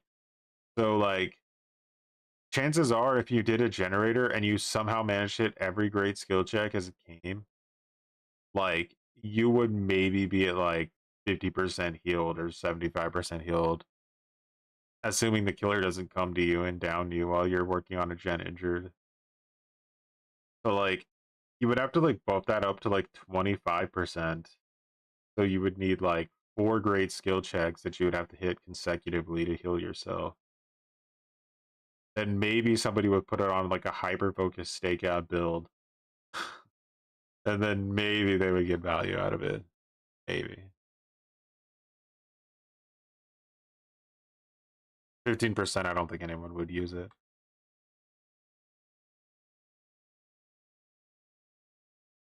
Then have a teammate finish it off there or something like that. But basically, it's the idea of doing a generator, hitting great skill checks, being rewarded for it by getting a bit of healing bar as well. This number is tweakable from 10 to 20%. You could probably mess with that. I don't know what the number should actually be. But because it can't be used with a toolbox, it's far less abusable to guarantee a shit ton of skill checks. Obviously, you can use the bongos, you can use deadline to guarantee more, but those are also going to have, you know, other side effects of making the skill checks harder to use as well. So, that's, you know, the number can be changed, but I like the idea of having it be a passive healing perk as you're hitting great skill checks, which is sort of along the lines of what it kind of does, because you can sort of do the same thing if you've got a med kit, right? You can hit those skill checks once the generator is done, then heal yourself very fast and basically have like almost the same amount of time efficiency. This would be a bit better because this perk is terrible and it needs to be better, but I don't think it would be overpowered or anything like that. So all right, that's the end of it. that is what I would do with Road Life. That is overall the bottom 15 perks from Killer and Survivor. There are other perks that I wanted to look at, but they weren't in the least used. I thought it'd be fun to just start with this for now. Obviously, there's a lot of other stuff that can be changed. Again, the rest of this video will be all of the VODs of me just simply figuring out how we got to these points. What about Duke and Play? Apparently it's not bottom 15 on Nightlight, so that's why it's not here.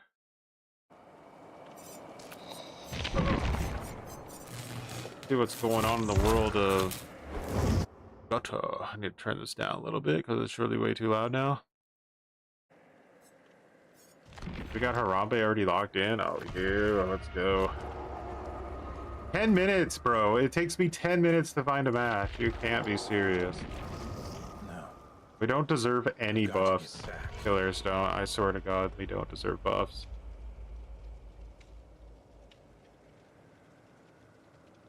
Not with those Q times.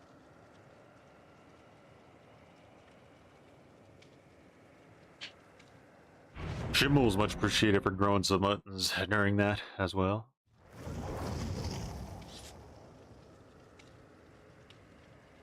Alrighty. I feel like every time I unsync and resync my controller, I have issues, but let's go for it anyway.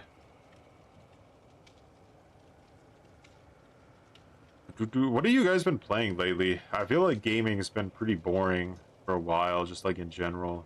I don't know. It's like Grand Theft Auto 6 is like this toxic fucking like nuclear bomb, and because of it, like developers have seemed to be like terrified to release their games, or I don't know.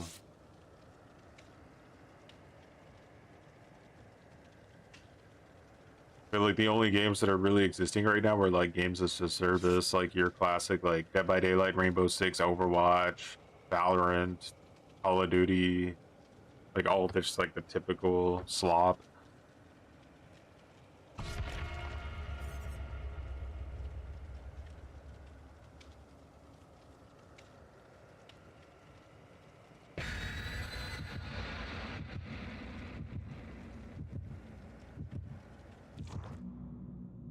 You play some New Vegas every few months? Whoa. I miss like old school Rainbow Six, man. Like they need to make like a new Rainbow Six for like veteran players, or like specifically players that liked the Vegas series, because Vegas was very different from everything else that I've played. It was like just very well crafted. How you like from the co-op to like how you like utilized your squad mates and stuff. Like Ready or Not tried to kind of capture it, and it captured like the older Rainbow Six, like the original and like some of the sequels, but Vegas, it's very different from Vegas. Gotta get to the bottom of this.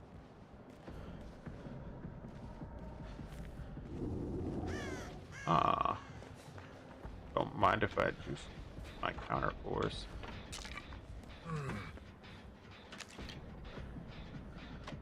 Got an ish? Never seen a man juice a totem before?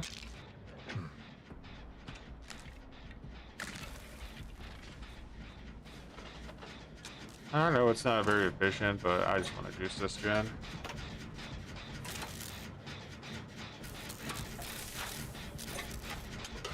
Power World or Baldur's Gate 3 for you?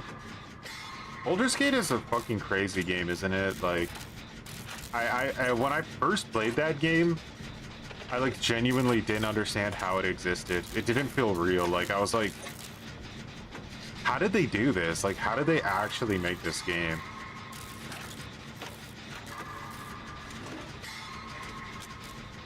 I still don't quite understand how they did it.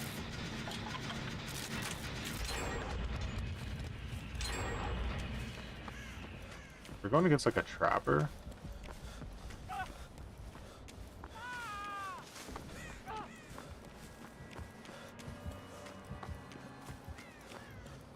Fucking fever dream game. Yeah, it's so wild. Like my second playthrough of that game, I was just like astonished with like how different the game like can be depending on what choices you make and stuff. Like with such high quality, it's like I could expect that level of like, you know, design from maybe like a slop game with like potato graphics and like AI voice lines or something, but like it's like really just everything feels super high quality and handcrafted, no matter how complex the story becomes.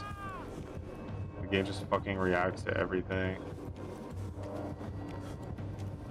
I was gonna go over there and do the gen, but he's getting chased there, so it seems like it's a silly thing to do.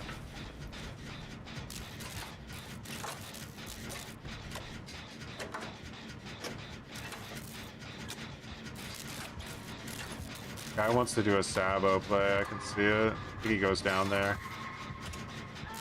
Yeah. Remember what we talked about Sabo plays?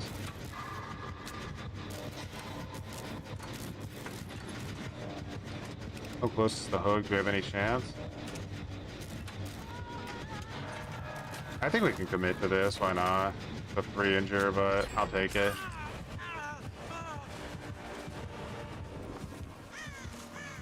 Alright, so remember he hit me, right? You guys ready to see this?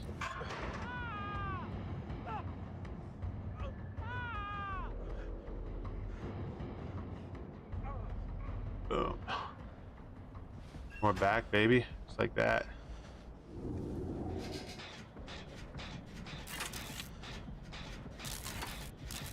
Actually, hot topic for you. Does Shoulder the Bird need a rework nerve? I've heard streamers who play win streaks want the bird changed. Does it really need a change, or is it fine as it is? So I was like, on the PTB of the game, I said that Shoulder the Burden was basically the most unhealthy bird ever designed for Dead by Daylight. I don't think that's maybe 100% true, though. I think the original mate for this was probably worse, but Shoulder the Burden is definitely top 3 worst designed perks ever, because it punishes the killer like for no reason at all. Like, it doesn't matter if the killer is tunneling or not. It's like literally just an anti-kill perk. It would be like if the killer had a perk to put an extra generator on the map and there was no other like requirement to it. It was just, hey, extra perk, right? Or extra generator you have to do for no reason at all.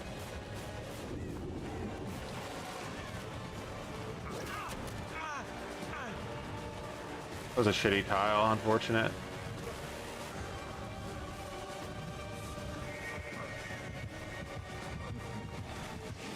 What? I was so convinced there would be a pallet there that I didn't even question it. Since when do you not get a single pallet spawn in either of those fucking halls? That's crazy. You should be exposed till your next down. You should be, yeah, 100%.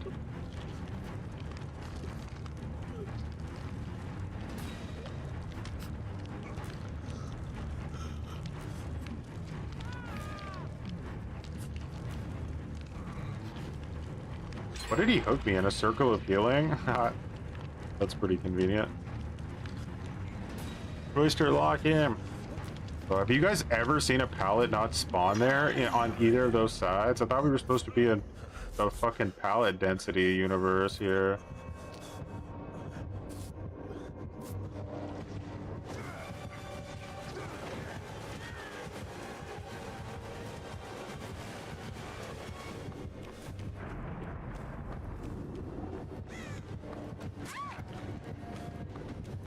He should slug her if he was like wanting to do it the right way. He is.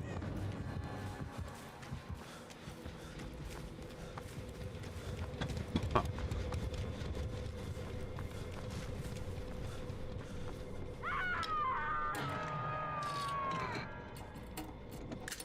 The only counterplay to the current Shoulder the Burden, by the way, is proxy camp hooks. That's like a easy way to tell that you're dealing with something that's horribly designed.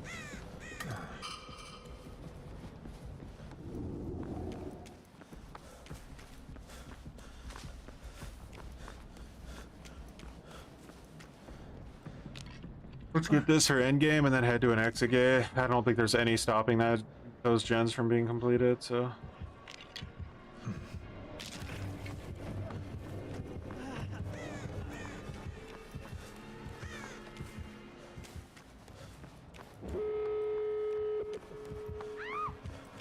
Alright, I'm gonna go around for the other one.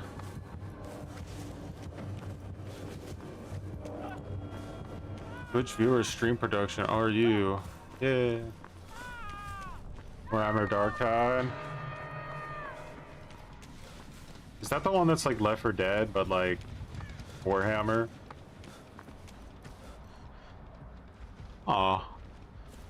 I no way out.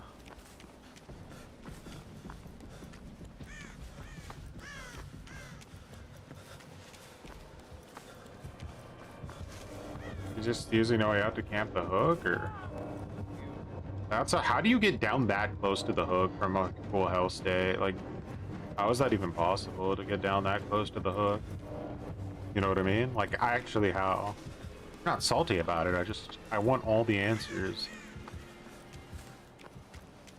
Played Pig a few days ago, tried to get some pressure in tunnel, but yeah, shoulder came and I instantly DC'd.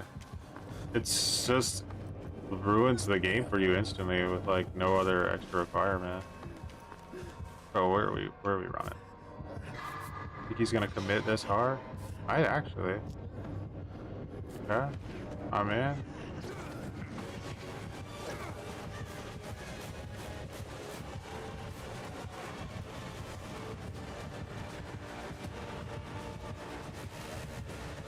Maybe somebody should go get her.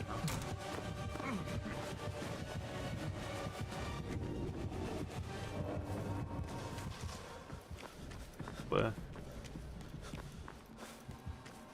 Oh, you saw that guy again? Hey, go get her, dude. Go get her. He wants her. I should go over here. This person's dead. That's getting chased right now. You guys don't start healing. You know what? Go for it.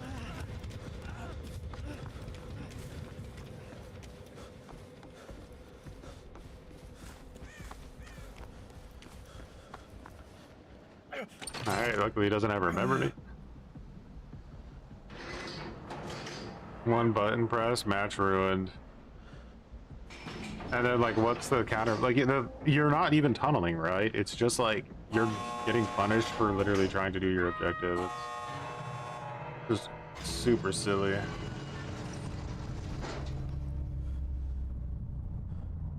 And then, like, the only defense of the perk I see is from, like, people who are really bad at Survivor. And they'll be like, yeah, but, like, the perk only helps comp players play the game. And it's like, the perk is banned in comp. And then they're like, well, yeah, it only helps, like, the sweatiest, like, matches, or only affects the sweatiest matches, so why nerf it? It's like, why do you care then? Right? Like, it's such a weird thing. It's like saying, hey, we should end starvation in Africa, and then some guy's like, yeah, well, I don't live in Africa. Like, that's literally, like, the fucking level of stupidity we're talking about. If it doesn't affect me, does it really exist anyway? Did it ever really happen anyway?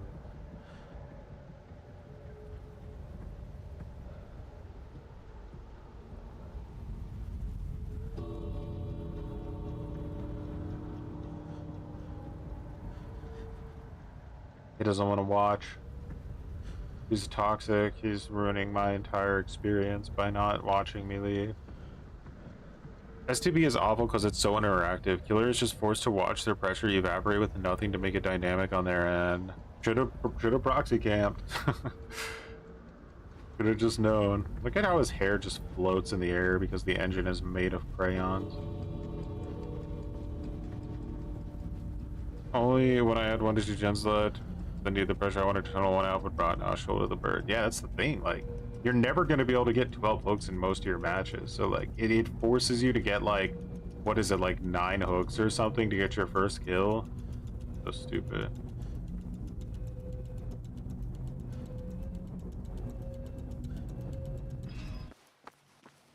Man didn't want to watch.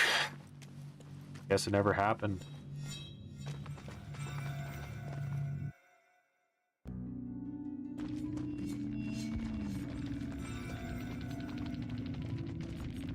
Whenever sword takes damage, they get exhausted for 8 seconds. Damn. What a terrible perk. Jason's add-on was literally better than this entire perk.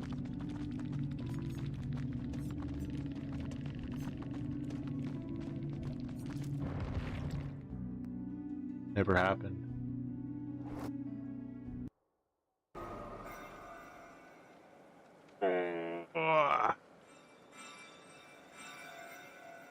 Oh yeah, there's like a new rift out, right?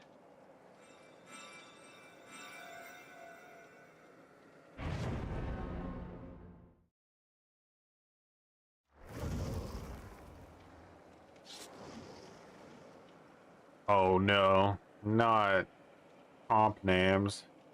Did I ever do anything to deserve to get Harambe comped?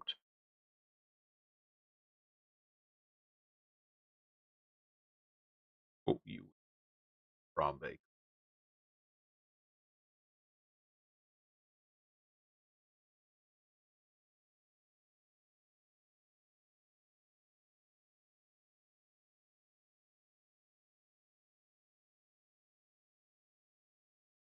Her like profile is all about like dodging lobbies. Oh wait, she dodged the lobby. She's in a group called Dodge Squad that dodges lobbies. Yeah, that'll show them.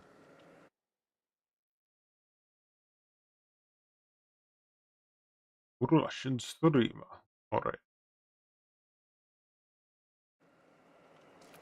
Streamer's a P100 piggy. P100 piggy. What about you, Mr. Numbers? Are you a hacker? Let's hope not. New account.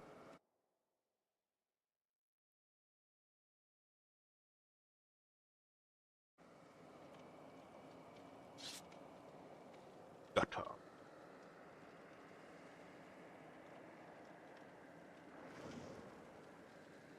I killed Conquest. Man, must be prime time in Russia right now. Like, all these guys are Russian. Except DNHLs from Saudi Arabia, but Saudi Arabian players are super sweaty, aren't they? I feel like I've played against some absolutely insanely sweaty Saudis. That's just had DVD's biggest celebrity today in my lobby. Profit. But he left. Damn. The one and only?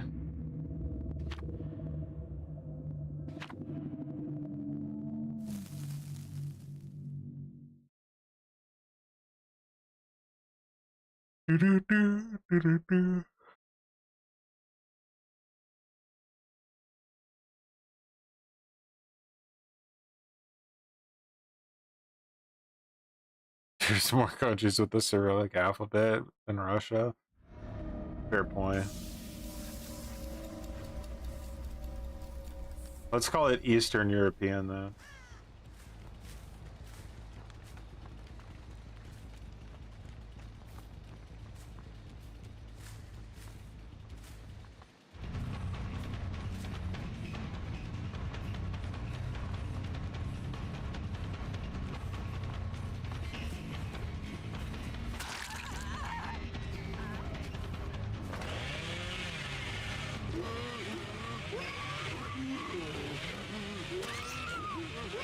Ooh, Glimcat too.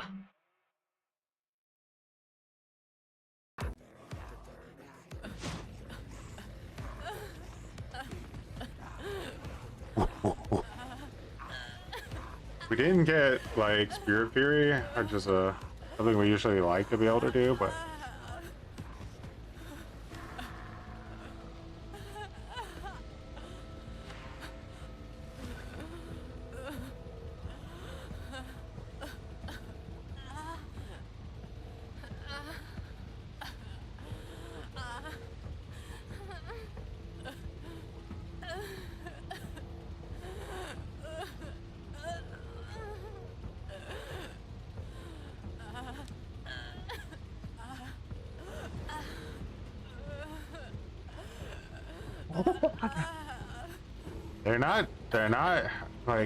they're not disrespecting me though. I have to be disrespected to go full Harambe. Yeah, Eldritch, all good. Just been working a lot.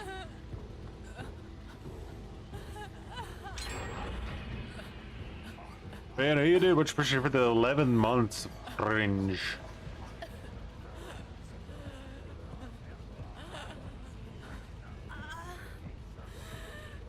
Appreciated. Almost a full year. And it's over. There's no turning back.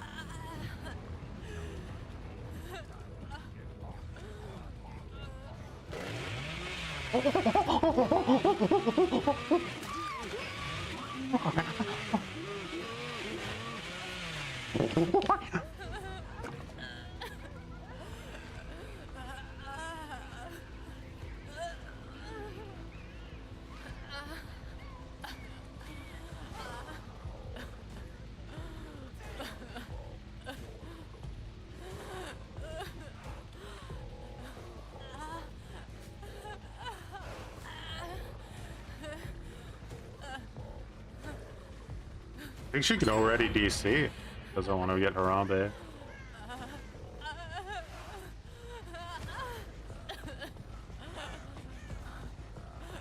Go to the bird should work on slug survivors. Let them teleport to the exit gate when they're on the ground for 30 seconds.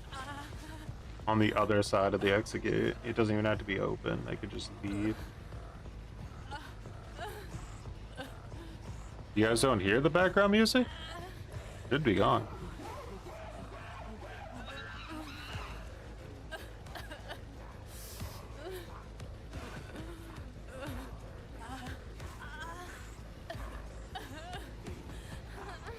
Turn it up.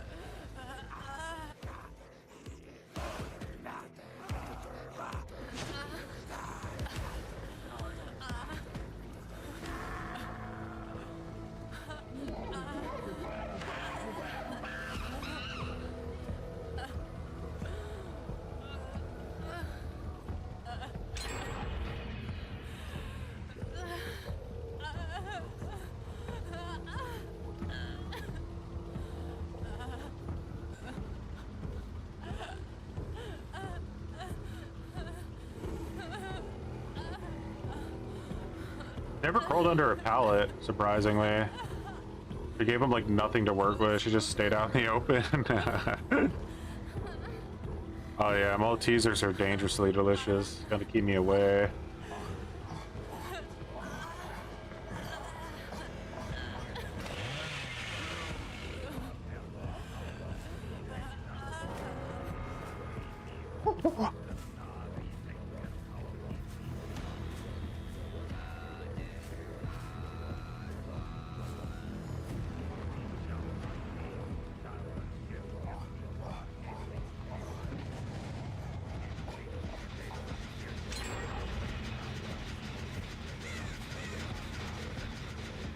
Somebody made sure to hide.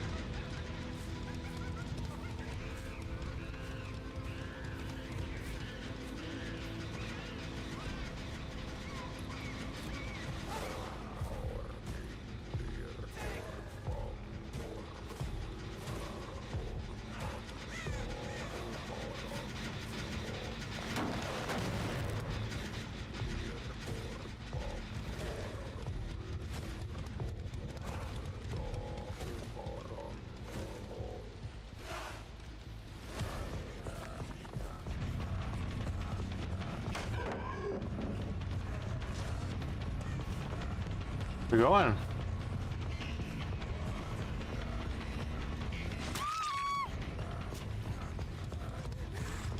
Huh.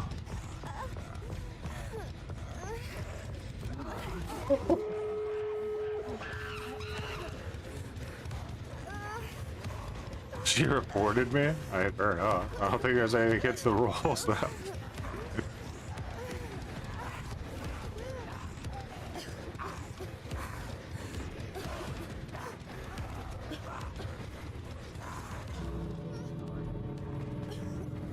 You slugged me! I hate you!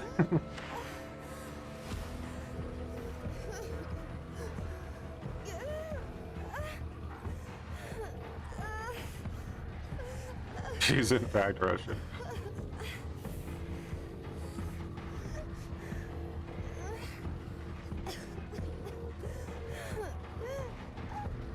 Yeah, I'm worried this person. Is that weird? Oh, there.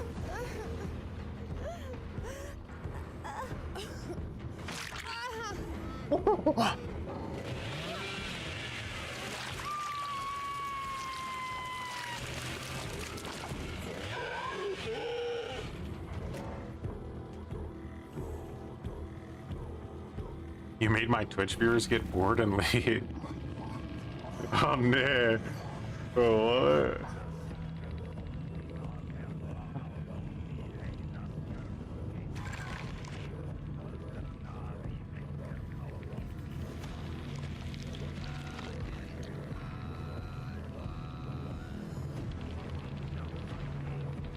Unfortunate that she was the first one to see it. What are my thoughts on Halloween, by the way? Top or flop? I think right now, I think it'll be fun at the beginning, and then it will start to go downhill really bad, and that I don't think Ilphonic has the capability to balance the game correctly, but we'll see.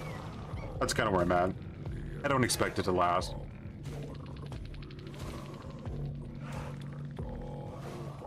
Hopefully I'm wrong, because I want it to last.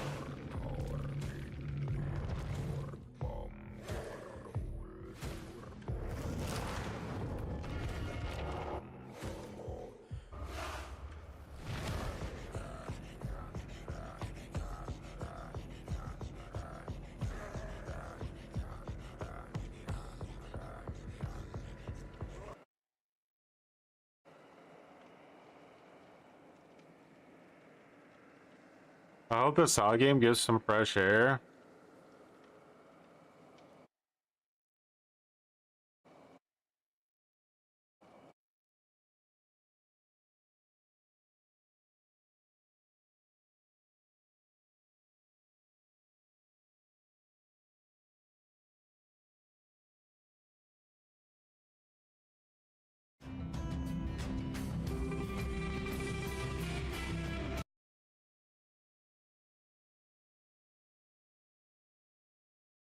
Don't feel me, blooper. A lot of the times people use names like that when they're like cheating, but Welcome to the grim world of Saw Genesis. This 3 versus 1 asymmetrical multiplayer horror experience it looks a bit like Outlast pits Trials, 3 right? accused trying to survive a trap-filled labyrinth against a single judge seeking to force their rehabilitation through sacrifice. Set in the Saw universe, a Like this looks very Outlast Trials. century here. before Jigsaw, 3 players must work together to solve challenges with one goal in mind: escape. Meanwhile, the 4th player operates from the shadows, shaping the trial and doing everything possible to trap and rehabilitate them. Rehabilitate. In this cat and mouse game with life and death stakes, you get to choose which side you want to be on. The accused are a team of 3 players. It's like some of the later Saw movies, like Saw, yeah, like the higher numbers. They got into more of like these Chosen like from a roster of types characters. of games like this. I even Saw 2 Survival was for kind of them like this a is little bit. all about working together Proxy under pressure. Boys, Halloween has Your it. I don't know about objective this as an game. accused is to complete challenges, find key items, and unlock a way out before time runs Look at how out. you run. It's so Outlast Trials. Every match crazy. takes place in a procedurally generated environment, so routes change, plans break, and teams have to adapt on the fly. If you're caught, you'll get thrown into a Saw-style dilemma where escape comes The at a Saw cost. dilemmas are going to be You pretty will be sick. forced So to basically, if you die, you're going to go into one of these Saw dilemmas, and you're going to have to sacrifice something about your character in order to continue. That's going to be how like death is treated, I think. choose between saving yourself through sacrificing a limb or relying on your teammates to rescue you in time. I don't know. Your teammates can rescue you. We'll see. You may survive, but you may Oh, not man. survive intact. That's sick. I like On that. the other side of the trial is the game's antagonist, the judge.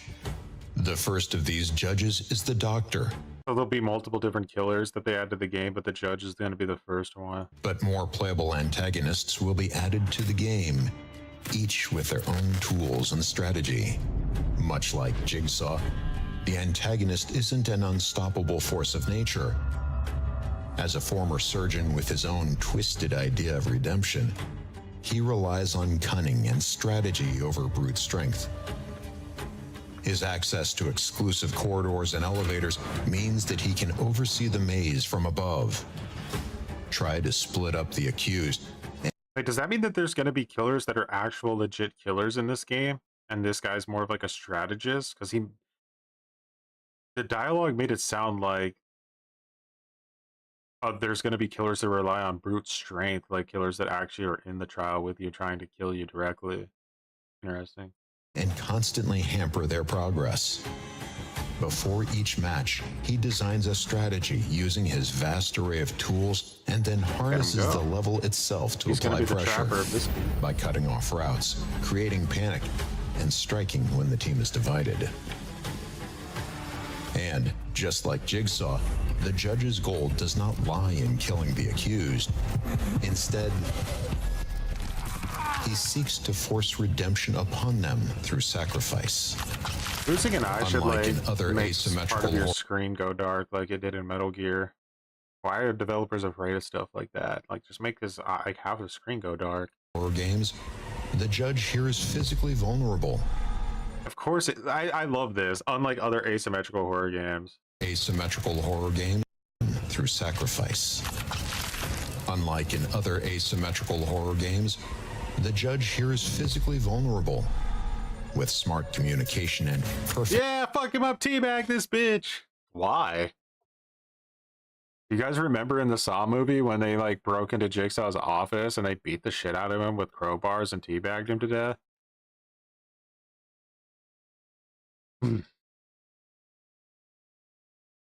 Like, you're just spelling disaster by like unlike other asymmetrical horror games, like every asymmetrical horror game feels the need to fucking shove this garbage into the game.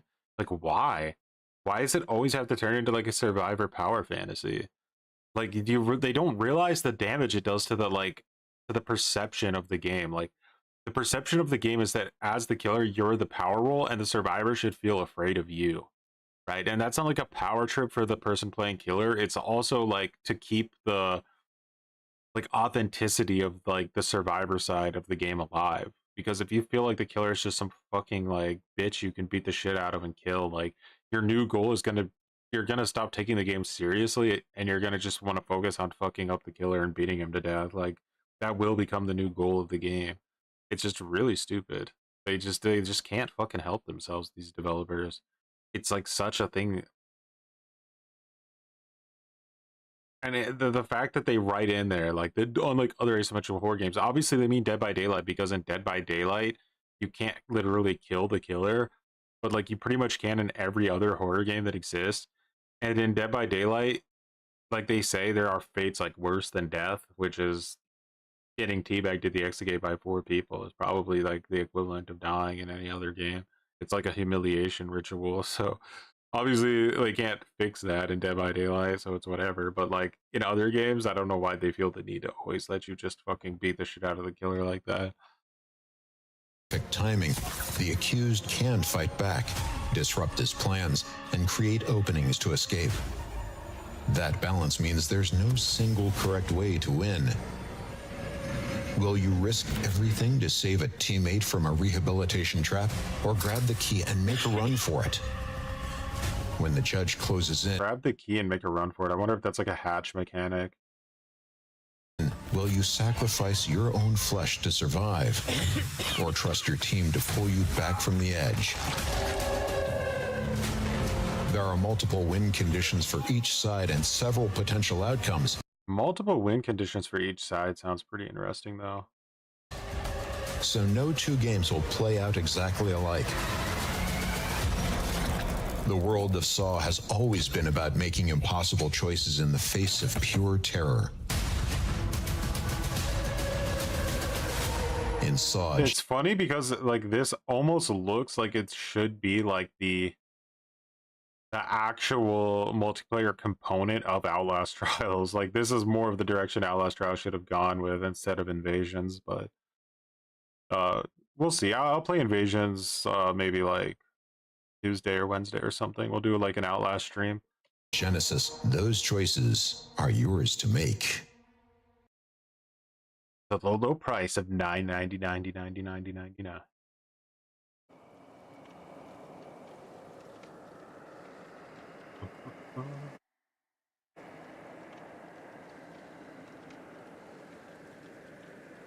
You're digging the gore. Yeah, gore is always nice. There are some things on the horizon in gaming that actually look like they might, like it has potential, right? Like, we were getting Grand Theft Auto 6, which, I mean, Rockstar's never missed for me, so I doubt that they're gonna miss. I know it's not the same exact leadership there anymore, so that's always a bit scary. And I think the bigger concern for me with GTA 6 isn't that GTA like is gonna fail. I think it'll succeed massively. My biggest fear with GTA 6 is that GTA Online is gonna fail. Like the new GTA Online is not gonna be good.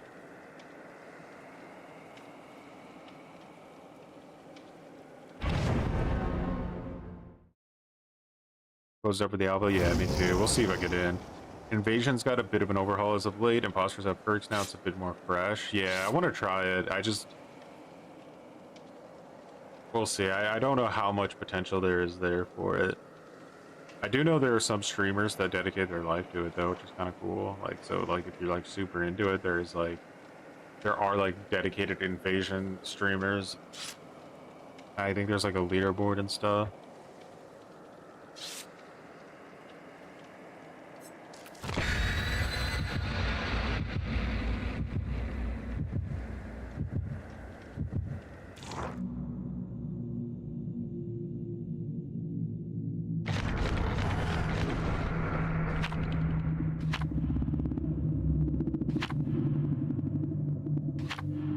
Yeah, we got Fable, Gears of War.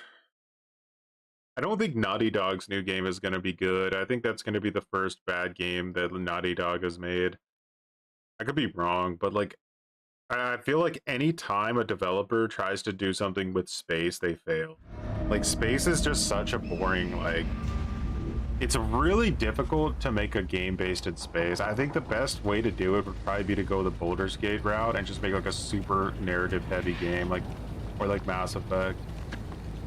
Like, just super heavy narrative, not much free roaming or downtime, which Naughty Dog excels at, so maybe it will work out.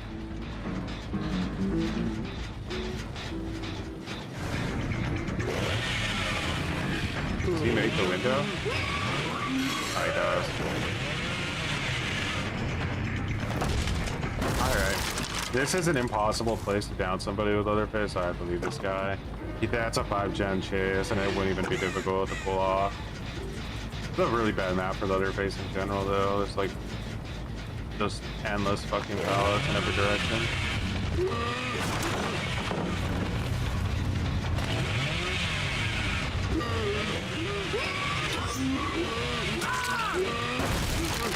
Alrighty.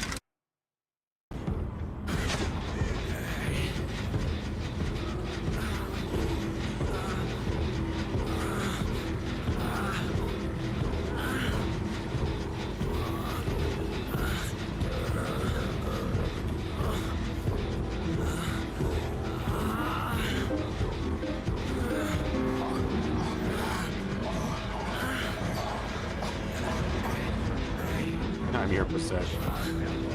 You're my possession, that's right.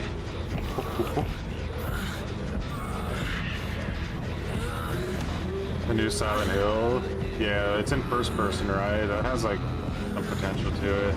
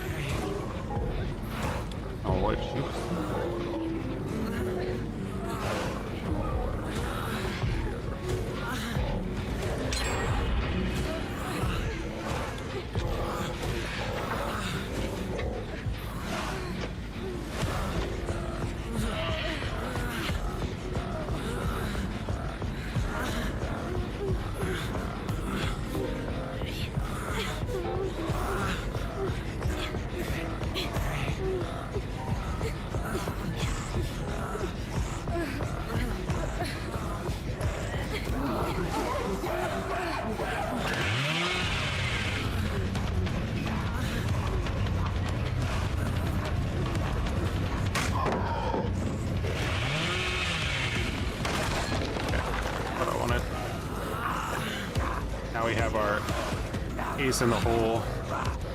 Spirit Fury.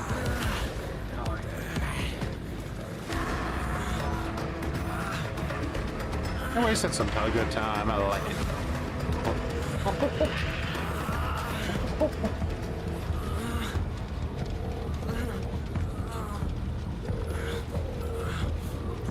He healed. Probably wanting this guy to crawl to another pallet so they can try to make a play. Ooh, they're attempting.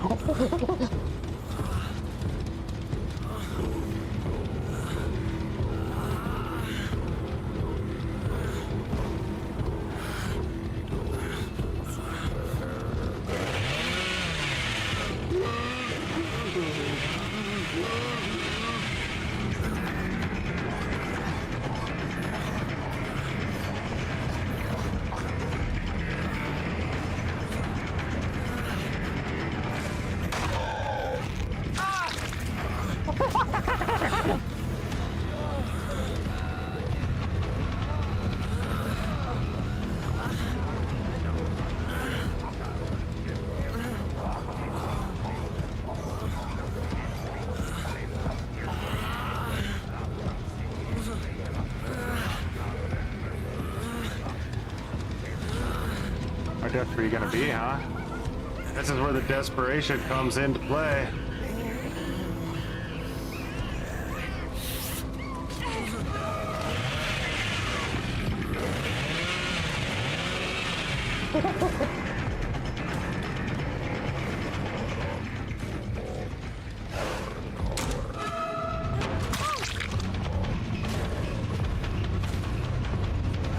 I bought some earbuds recently too that are just absolute dog shit.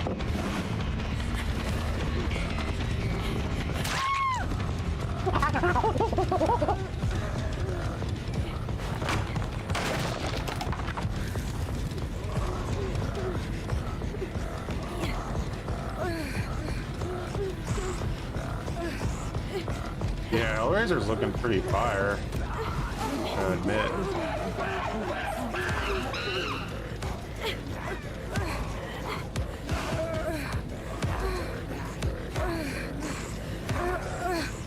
Sneak up on me here. Look at all the angles.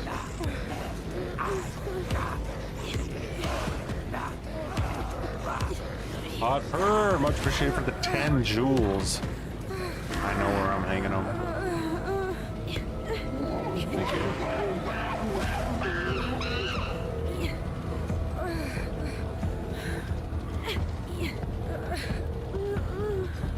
There's a pretty good Harambe song on YouTube, but like, I don't know if it's copyrighted or not.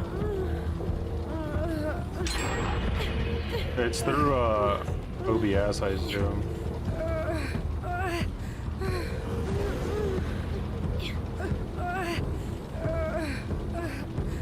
Playtime is over.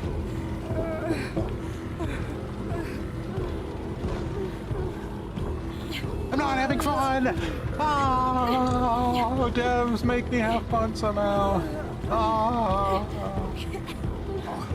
Ooh, we have a contender.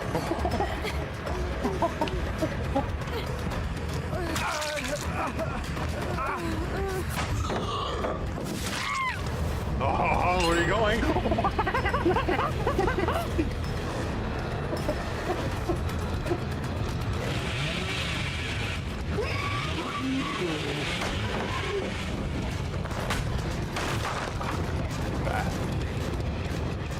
Now we got another spirit berry locked in.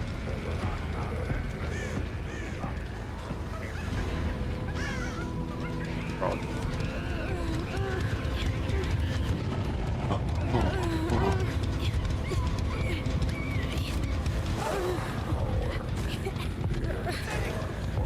Yeah, that's that song.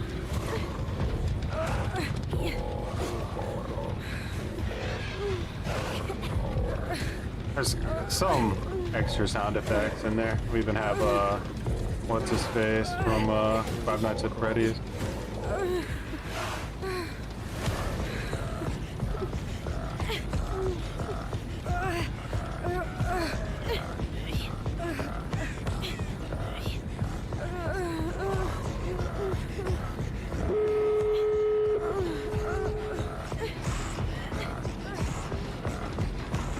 chance.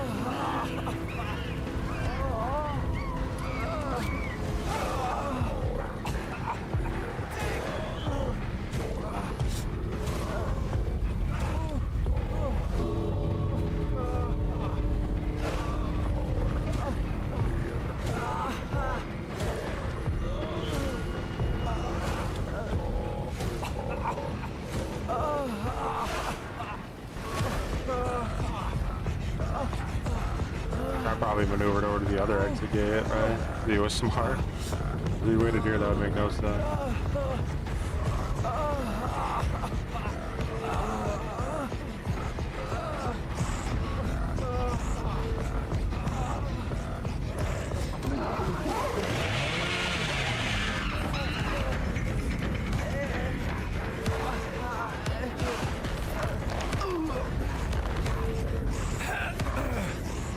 I think I was gonna let you crawl out. There's no rules here. I'm Harambe.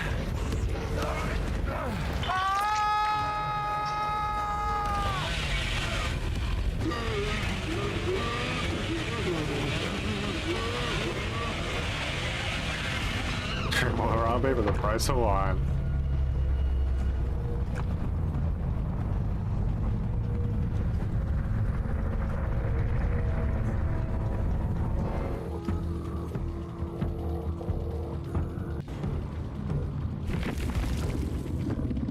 Damn genius, Bubba.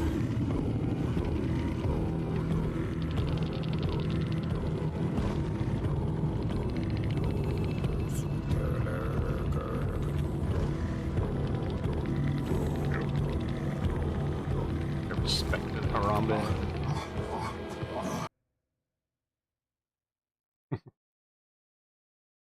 Just like that. Genius.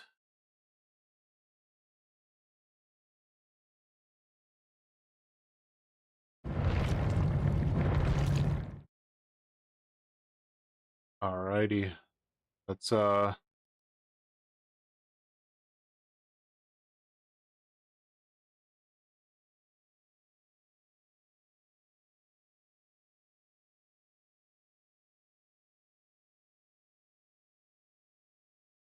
AFK, and then we'll have that next Harambe locked in. I just feel like Harambe.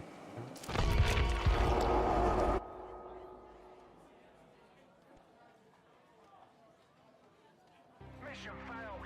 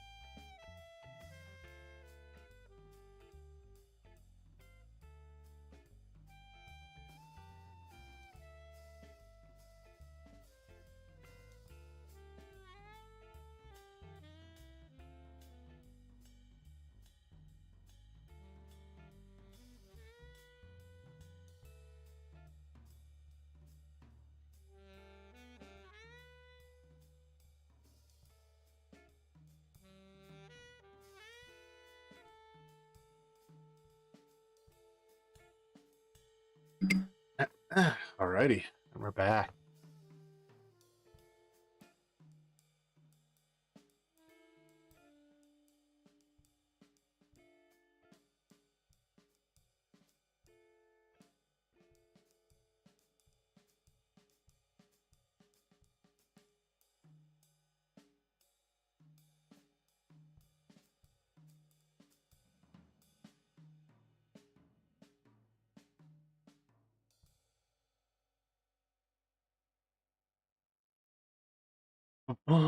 What's the next big game coming out? Is it Halo? Like Halo remastered or something? I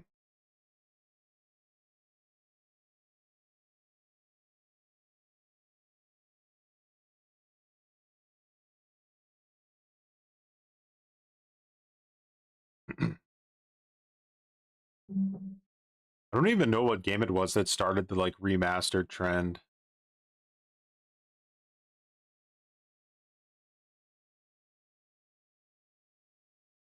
But now it's like every other day.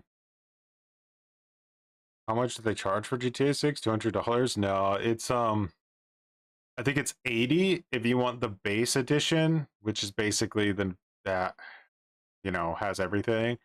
And then there's a $100 edition you can buy that comes with like 5 additional like in-game stores for like tattoos and clothes and stuff. And I think like one new collectible mission where you can find collectibles or some shit, but like collectible cars, which is like, I don't know. I don't think any like that many like if you like I don't think that that's gonna make people go like, oh, I have to get the $100 version. You know, it's essentially the price of a single legendary skin in Dead by Daylight. You get a bunch of extra cosmetics and stuff, and you can always buy it later. It's not like an exclusive like time thing. You could just upgrade it later on if you decide, hey, I'm bored and I want that extra stuff. So like, yeah, I think it's all chill.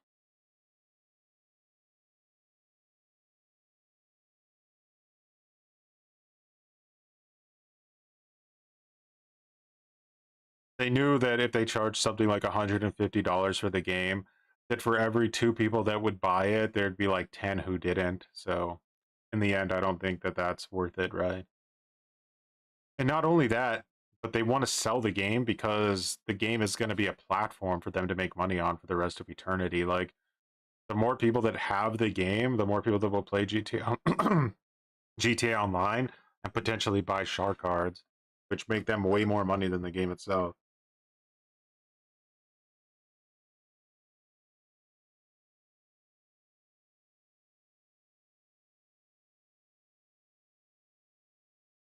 You underestimate GTA fanboys? I mean, I'm a GTA fanboy. Like, I almost feel like, I don't know, like ever since I was a kid, GTA has just been on another level, you know?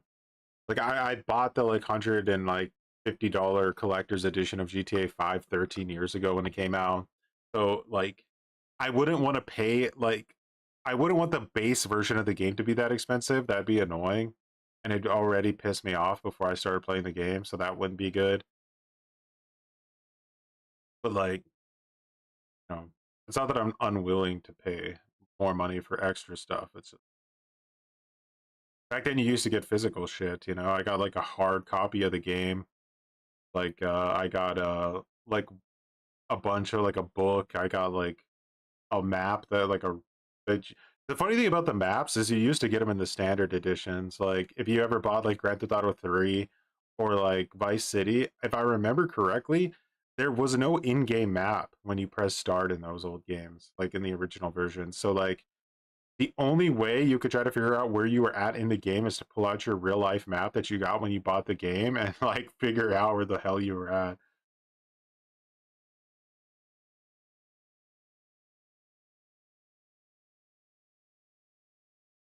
Yeah.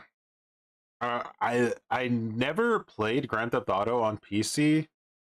Like, well, not completely true, but like I never played GTA Online on PC until like very recently. And the same with Red Dead Online. I also got Red Dead Online. I just wanted to like play with them. And the only version of those games that really exist are like Red Dead, especially. You cannot play Red Dead Online like at all on PC. You pretty much have to play on like a dedicated server if you want to play it. But that's not the worst thing in the world, because the dedicated servers have like like way more content than like Red Dead Online has. You can make like do like way more. It's way more fleshed out than Red Dead Online was, because they weren't able to put that much content in Red Dead Online before they gave up on it.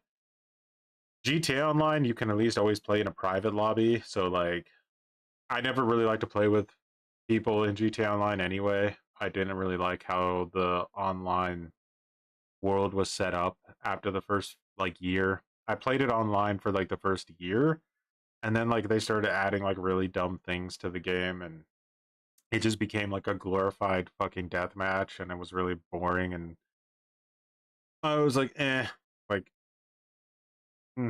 just not really, kind of diarrhea. So I only ever played in like private lobbies after that.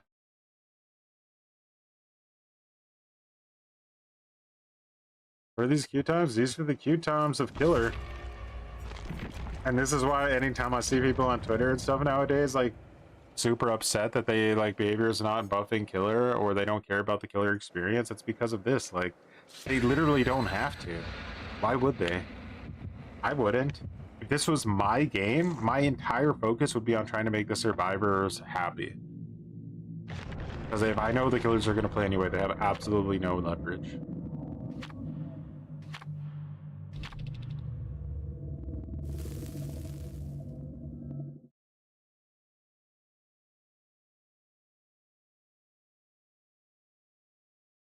Car meets.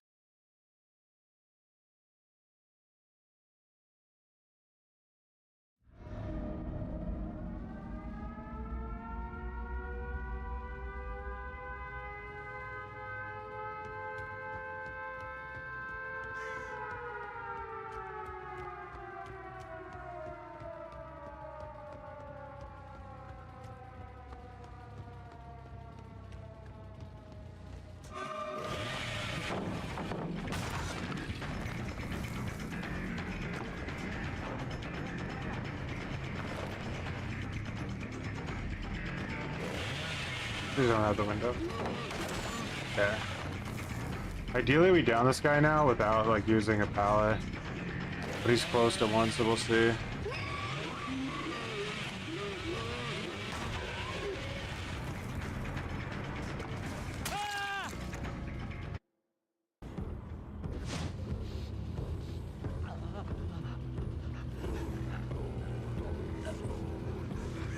I wonder how legit of a build Harambe would be without like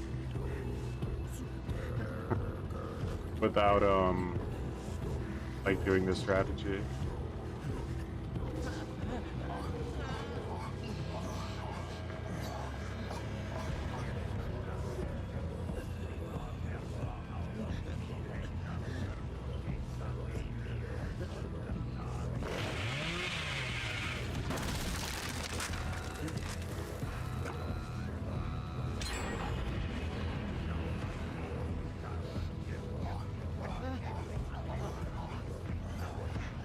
Guys, Veda Steel.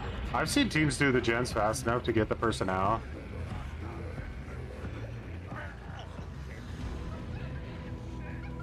Can happen. They have a long time. They have like, what is it, 4 minutes, 5 minutes to do all the gens? Like more than enough.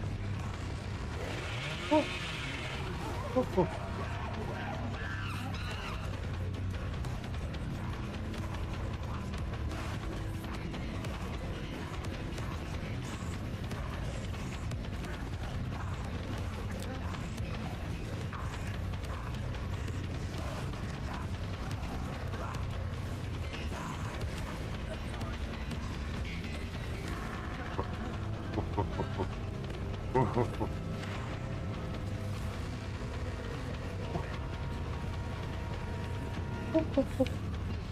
unique strategy. Will it work out? A lot of them here.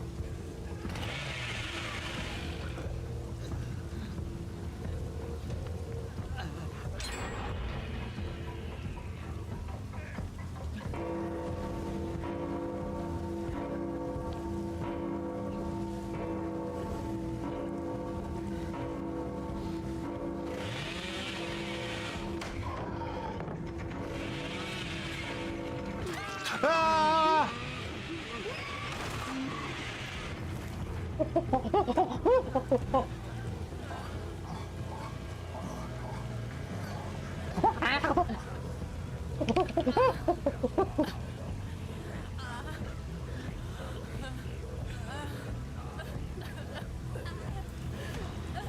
Play with Harambe, you're gonna find out.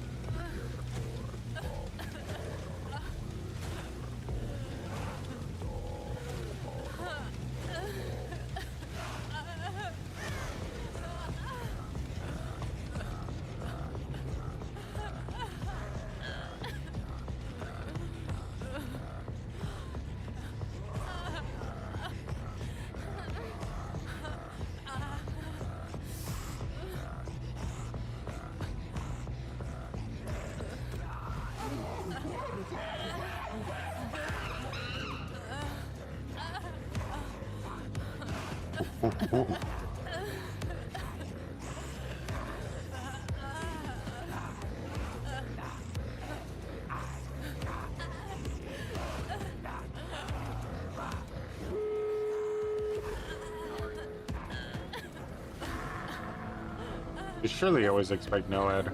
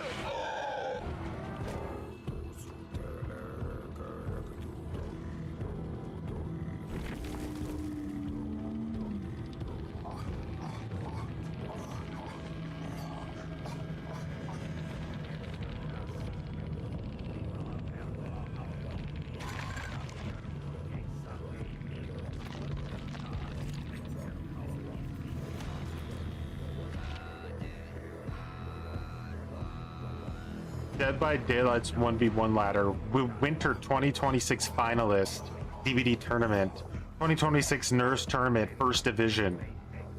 Damn, guy's legit. He knows how to play against Huntress. I mean, Bubba. Damn.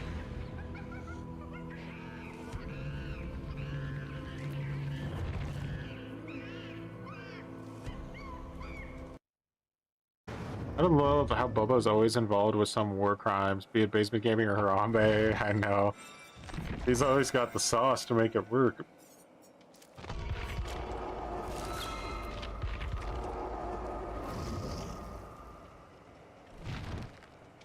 Threw up in your mouth. Are you guys excited for 1v1 ladders? Oh no, it's my last, like, totem add-on.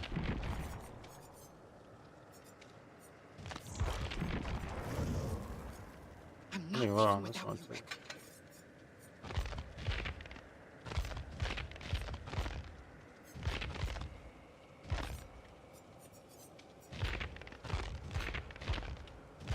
leave it without you, Ricky.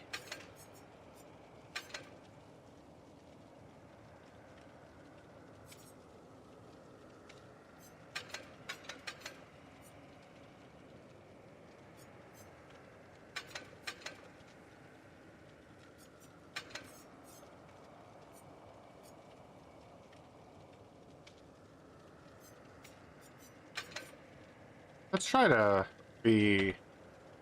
See if we get lucky. Let's put on balanced. Balanced can go both ways. Can ruin your life or be so overpowered and disgusting.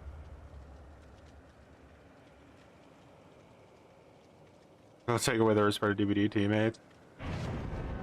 You're as excited as watching your clothes dry.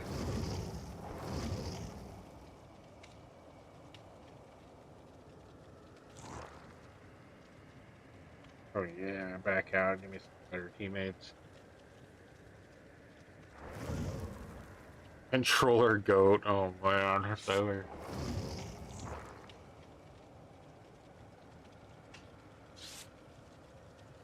Do you think people still think maps are bad? I never see anybody use them at all, ever. When I play this game sometimes with like people off stream or whatever, I will like try to convince them on my life that maps are better because they'll use like deja vu and like windows of opportunity or 5 moves ahead, and I'm just like, just use a map, bro. It's like you get like 3 or 4 like super strong perks in one item.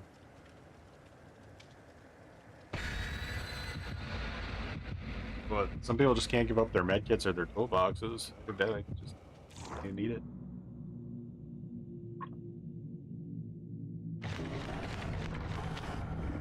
Well, the thing about having a 1v1 playlist is you don't need a big population for it to like have a place. There could be 12 people and you would always find someone to play with. I think it needs to have visible MMR though, if you want to do that mode, or else, yeah, people will get really bored of it. Ranks or something at least. We'll get through this. Oh, we lose. Did I tell you guys I don't think I've ever made it out against a twins before?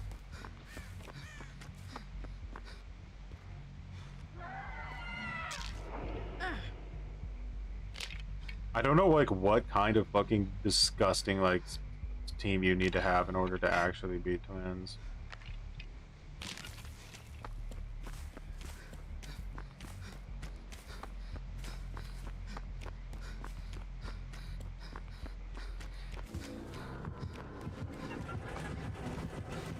Ah, that's unlucky. Saw her heading the other way and she came back with no terror radius just to fucking ruin my life. You're destined out on.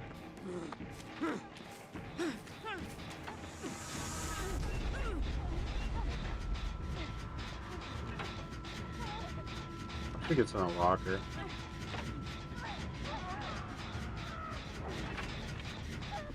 You have to stay healed against twins. You have to be willing to play like a super boring map.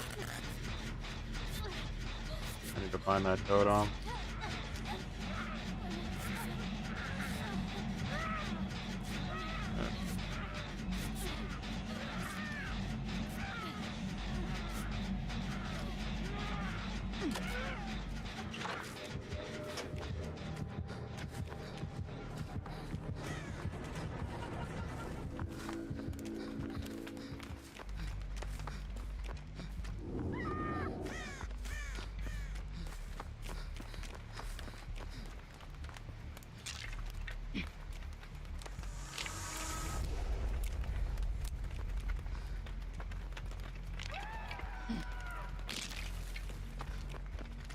Is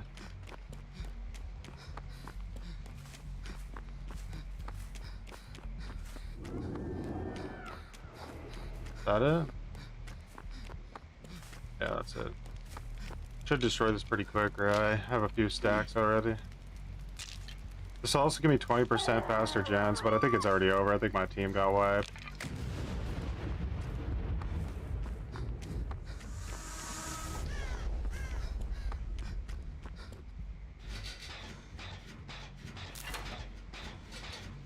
Really unlucky that I have balanced landing and we got this version of the building where you can't get inside the fucking building from like either side that the gen is on. I'm with you.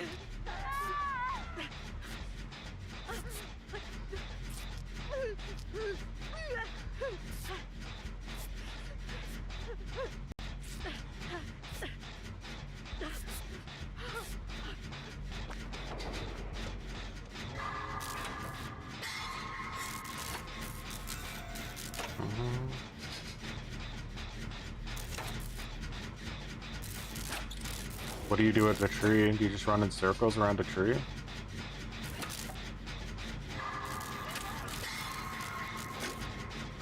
Oh man, my team's getting halfway fucking top deck. I just have to do everything I can to avoid getting injured, but if Victor comes for me, there's like, I'm fucked.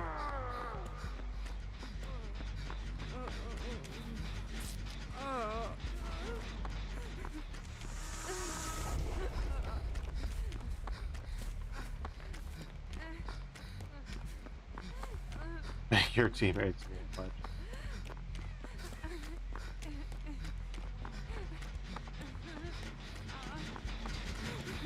I should heal her right now, honestly. Look at how fast 2 people on a gen is. Like, imagine Scott Ewan's perk was in the game.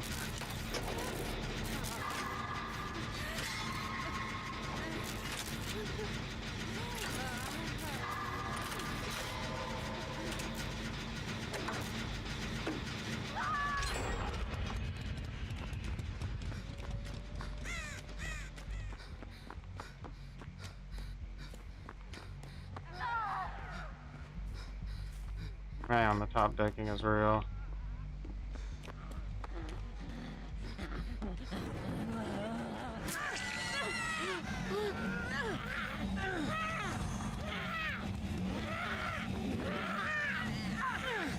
It's over. We're gonna get full slug probably soon.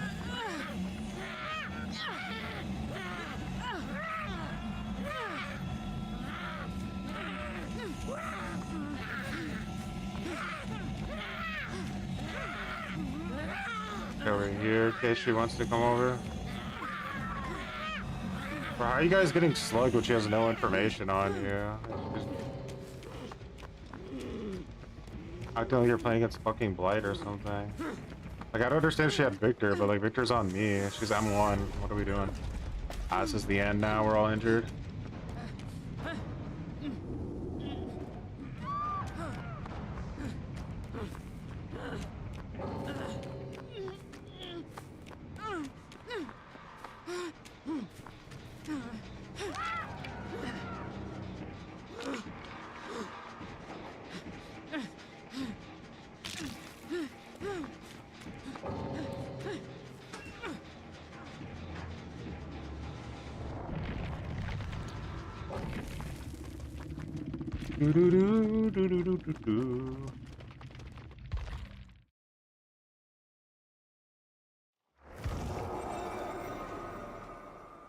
Typical twin smash. They abandoned.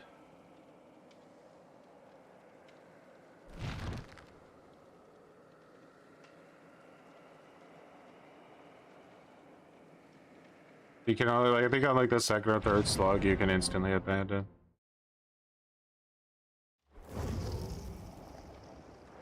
I just don't know how they were getting so sucked in, you know, like it was almost like she was Harambeing and they were just like falling for it.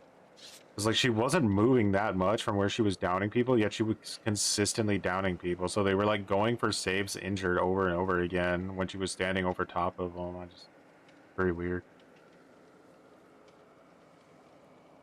That's the killer's punishment. How dare they win that way?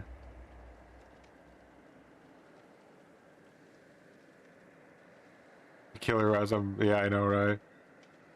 You think they were intentionally going down in order to abandon? It's possible, but survivors are so bad at this game that like it don't really know.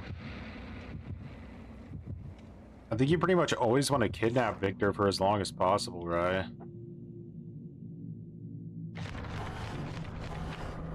Have I played Jason? Yeah, I've played him. He's like fun for sure, but I'm just not a big fan of his how much he power creeps other killers. It annoys me a little bit.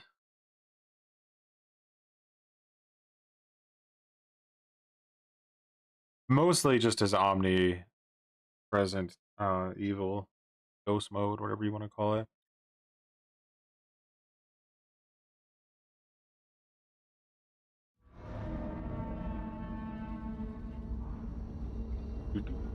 They do indeed. Ooh, this could be an interesting Harambe experience. Don't you guys agree? Out. Are they even? Are they down? Are they up? Are they around? So many variations happening. I see one down here.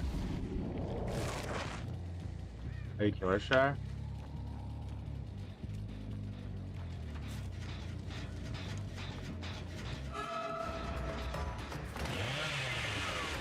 Not exactly where you want to take your first chase, but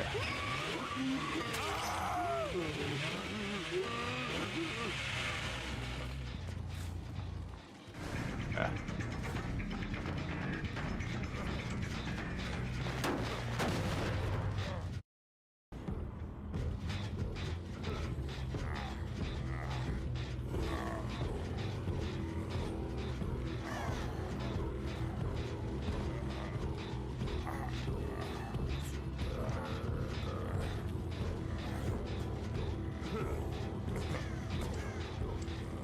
I don't know about the Harambe yet. They might just think this was a pallet save and I'm desperate to secure it.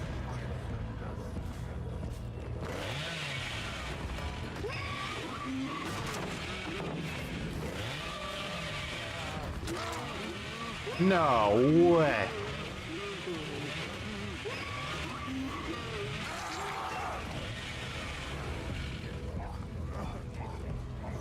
No, I don't know. Alright, we're gonna live forever in here.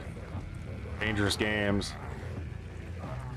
If he has made for this, we're gonna be really in trouble then.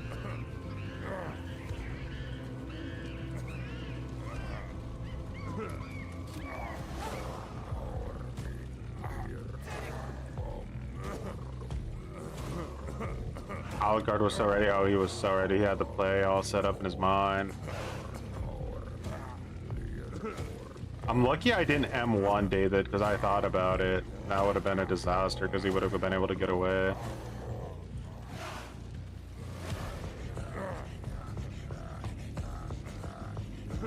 I always thought it was kind of silly that endurance works against a chainsaw, but I guess it has to. I don't know.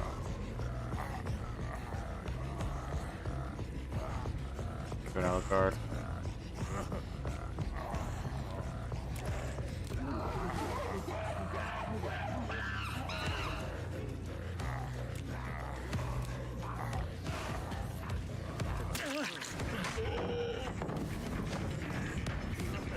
How did he slide over so fast?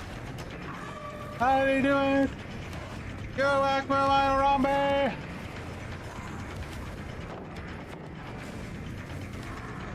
But we have Spirit Fury now. Down him.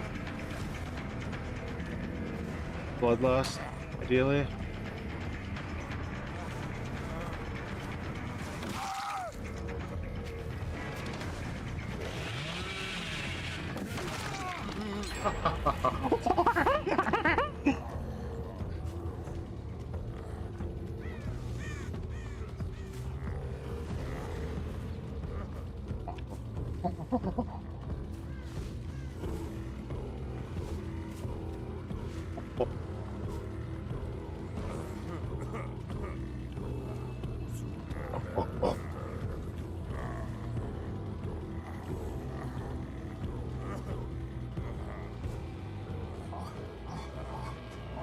Hiding in that bush shirtless, like that was a real play and a half.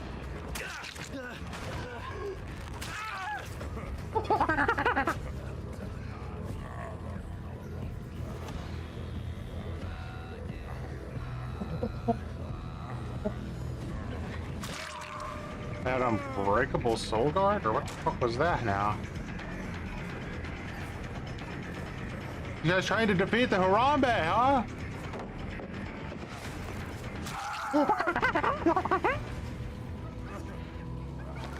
I don't even know what perks I'm playing against anymore. No way they have conviction too.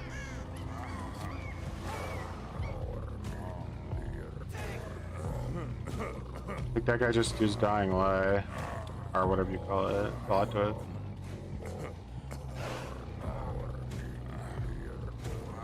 What's going on? I don't even know what I'm looking at. Their fucking like builds are so weird.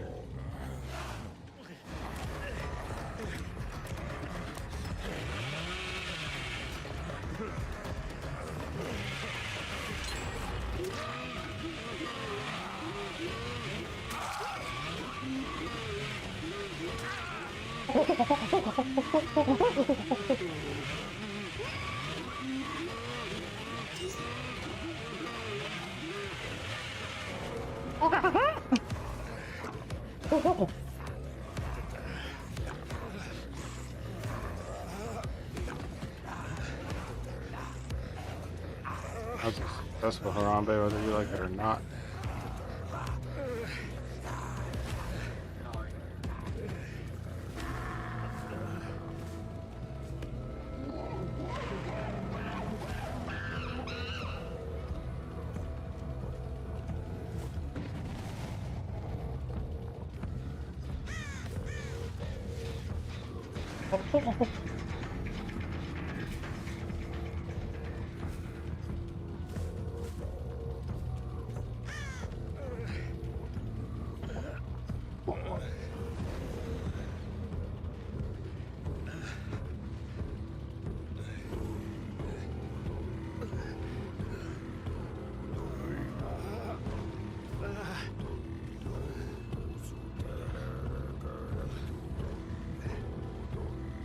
Thinking about Detroit randomly yesterday, and now you're finally live again. Yeah, I'm bringing some spice of Harambe into the game.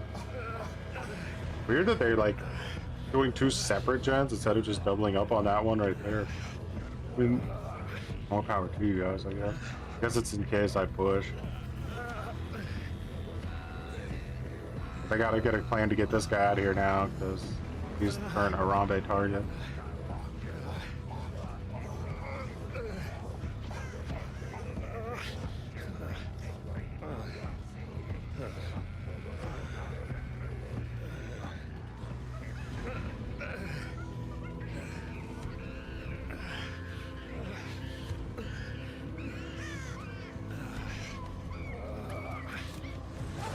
I don't have good line of sight here. Let's sneak up. Oh, adrenaline. So she opens that exit gate, and then they have to make a play. They might get him. I have chance. There's a lot of endurance and shit on their team. We don't have Spirit Fury, which would be our ace in the hole right now, but we don't have it.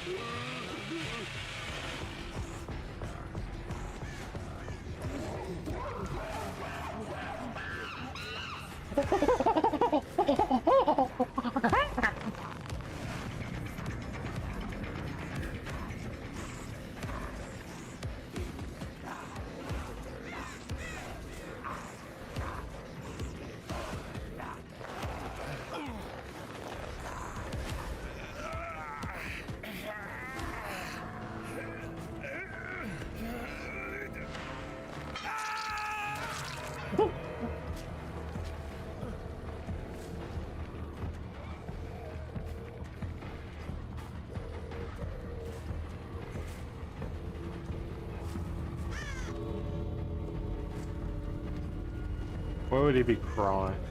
Oh.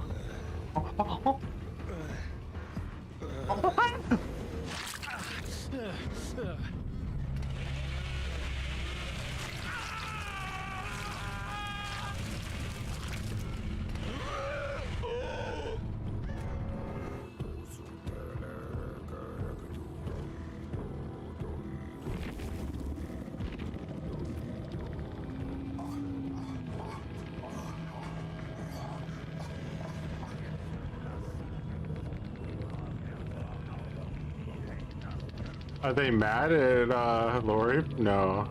Who are they mad at? Kamushka? I don't know what that means.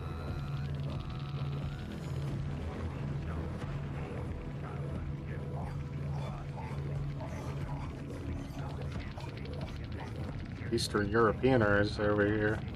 This guy actually had conviction, which is crazy.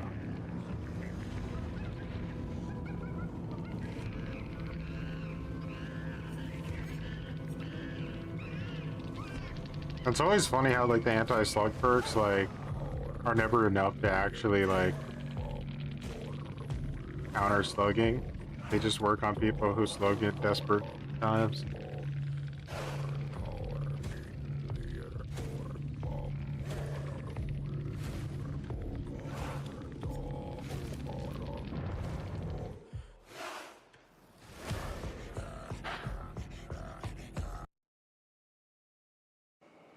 Oh yeah, I forgot. We have to look at this gutter, right?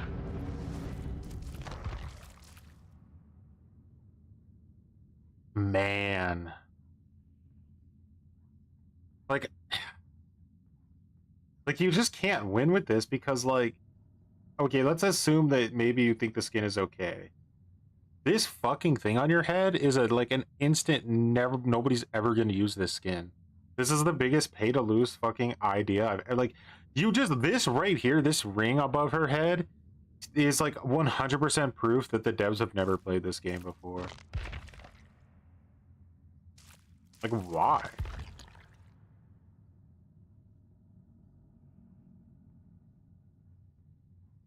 There's a balance change stream happening tomorrow.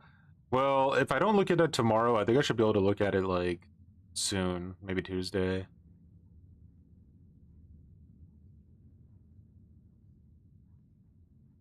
Wait, it's happening today? What day is it that it's happening in Europe? But yeah, like, I could see, like, the skin is okay, but, like, this fucking thing above the head, dude, is not ruined. Completely ruins it. They need to get rid of that shit. Let you take it off or something. What is this? This looks like a unused anniversary skin from like the old anniversary, right? Like they wanted to make it or something, and then they were just like, I hate these themed like battle passes. I really don't like them.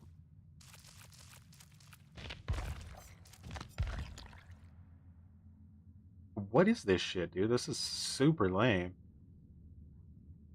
Like really just no like effort put in at all. It's not even a concept. I'm pretty sure this is just a reskin.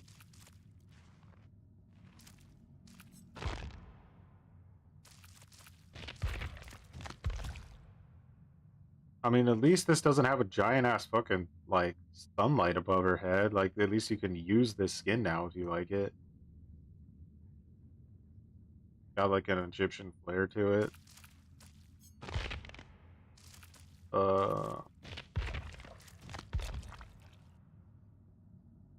I just think that these like patterns and stuff are like super lame. Like her like top is okay, but these pants are like leftover like anniversary slop. Just really bad. No, like I mean, what is that? What even is that shape? It just looks like scribble. Really lazy. And I'm pretty sure this is a reskin again.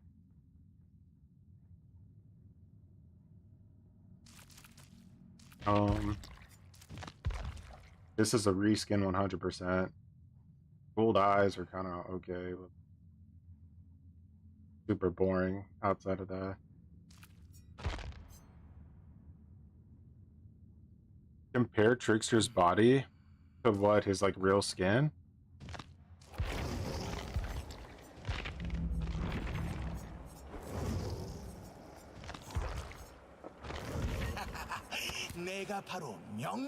This one, right? Oh, he has gold eyes in this one too. They always have gold eyes. I think his entire eyes are gold in the other.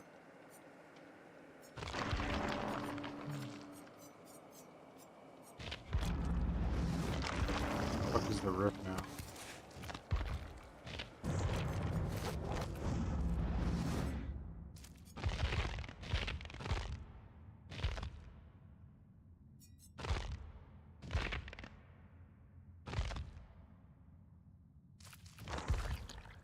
Yeah, it's basically the same exact body, right?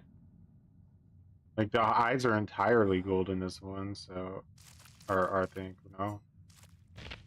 Yeah, they're like entirely gold. Very basic. What else is there? But dude, these skins are so bad. Like this is so bad. These designs and stuff, they're like so low quality, low resolution, so nasty.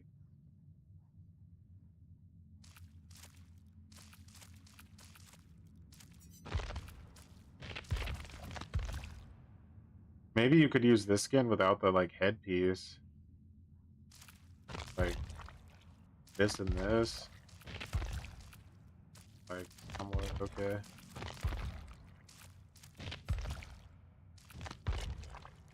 Like this is more of what I want from the battle passes, you know, just like skins like this. I don't care if they're all community created, like at least like people have like creative ideas. Looks like he's like some kind of like Elden Ring boss here. No, maybe they have AI concept, all of the skins for him on the battle passes now or something, and it's just like complete flop. I think AI would unironically probably do a better job, like with the concept, than what they do.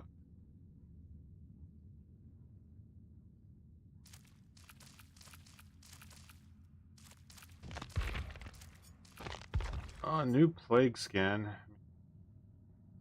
Kind of funny, the cat mask. But, the weapon? That's alright. It's plague. Kinda cool.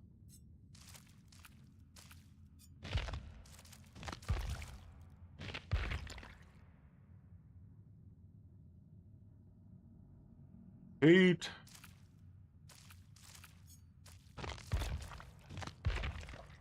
Huh.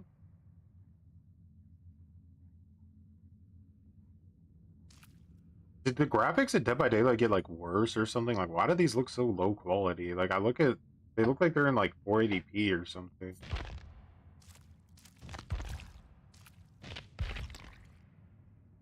Crocodile Anubis, or what is this?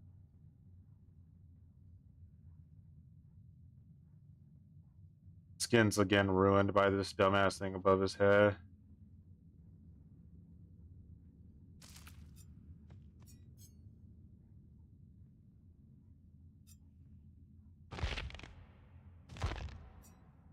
And we have like 80 pages of reskins. This is definitely going to be like one of those battle passes that I buy when I finish it, you know, because there's like basically no reason. Oh, this is better here. Like these recolors, the white one. Even like imagine like you wear this with like a different head or something. That's not a bad skin. Probably same with Plague. If you use the head, maybe a different body, like the maggot body or something, could be pretty good. Yeah, yeah. But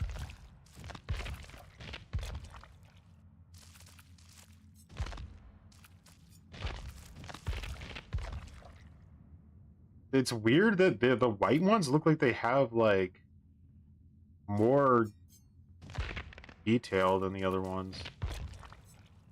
Like they were the original skins. Usually the recolors look really bad. They're actually better.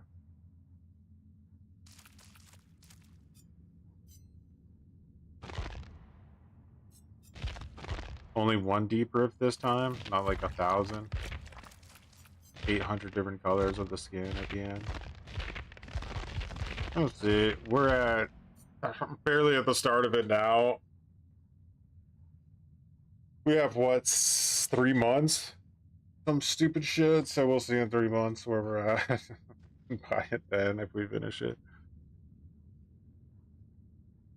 Game is evolving backwards in a lot of ways, yeah, for sure. The battle passes used to be pretty good, but then at some point they just started becoming like slop, and I guess people started buying them anyway, and then they're like, eh. If people are gonna buy them anyway, why bother? Or maybe not enough people are buying them, so they just feel like they need to like keep them going or something. Anyways, guys, had some good Harambeing. I think on our next stream we'll react to whatever that balance that like changes are coming to the game a little bit, and then we'll jump into maybe just playing like killer in general, do some like killer builds, play around, see how enraged I get playing the game normally. But yeah, have a good rest of your day, and if you're excited for Grand Theft Auto 6, don't forget to stick around.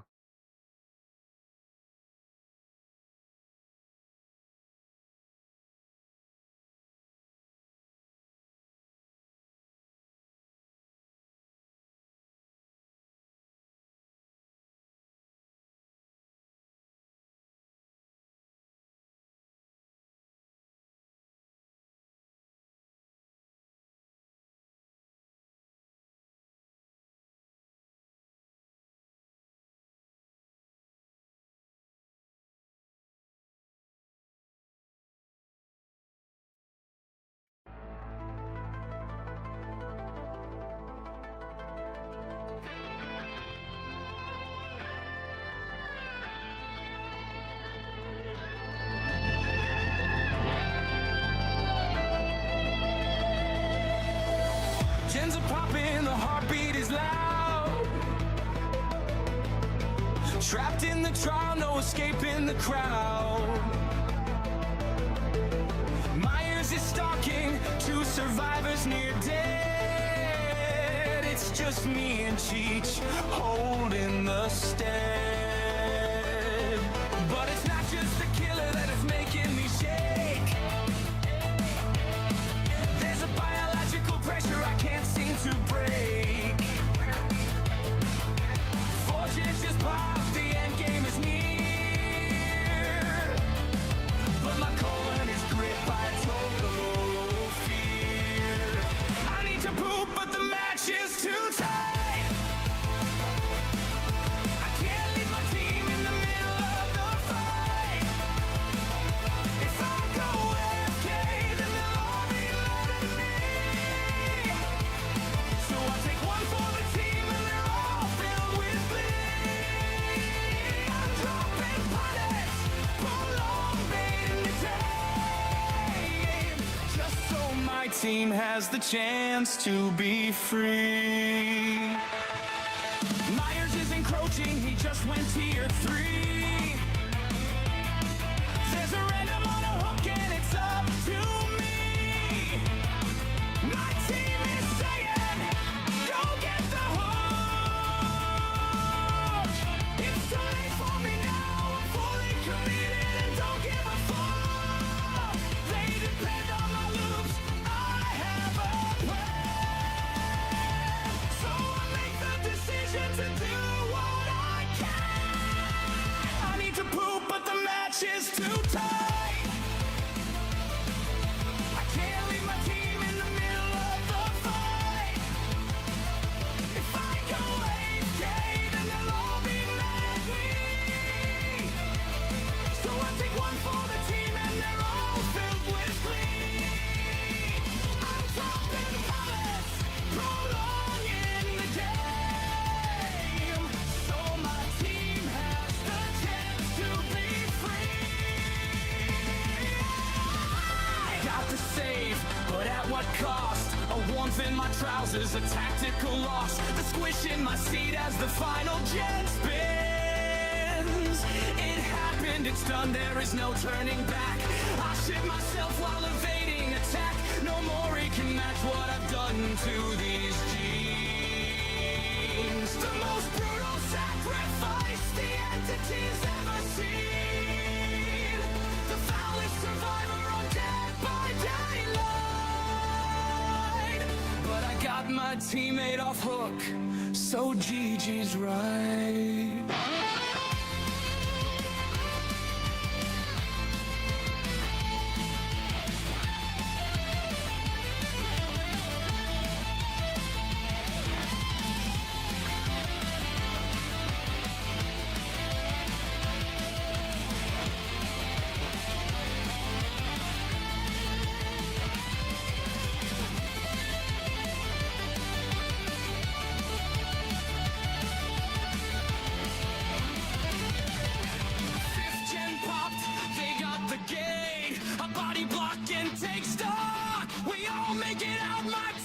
teammates are in shock. They're shouting, oh my, you carried the trial, you stood till the end. They don't know the package that I had to send. GG's in the chat, but I'm glued to the seat. They'll never understand my incredible feat. Rank 1 in the lobby, but 0 in grace. Waddling slowly away from this place. I saved the whole squad from the end of this place. With a blood point bonus and poop in my pants. Yeah, I won the match with poop in my pants.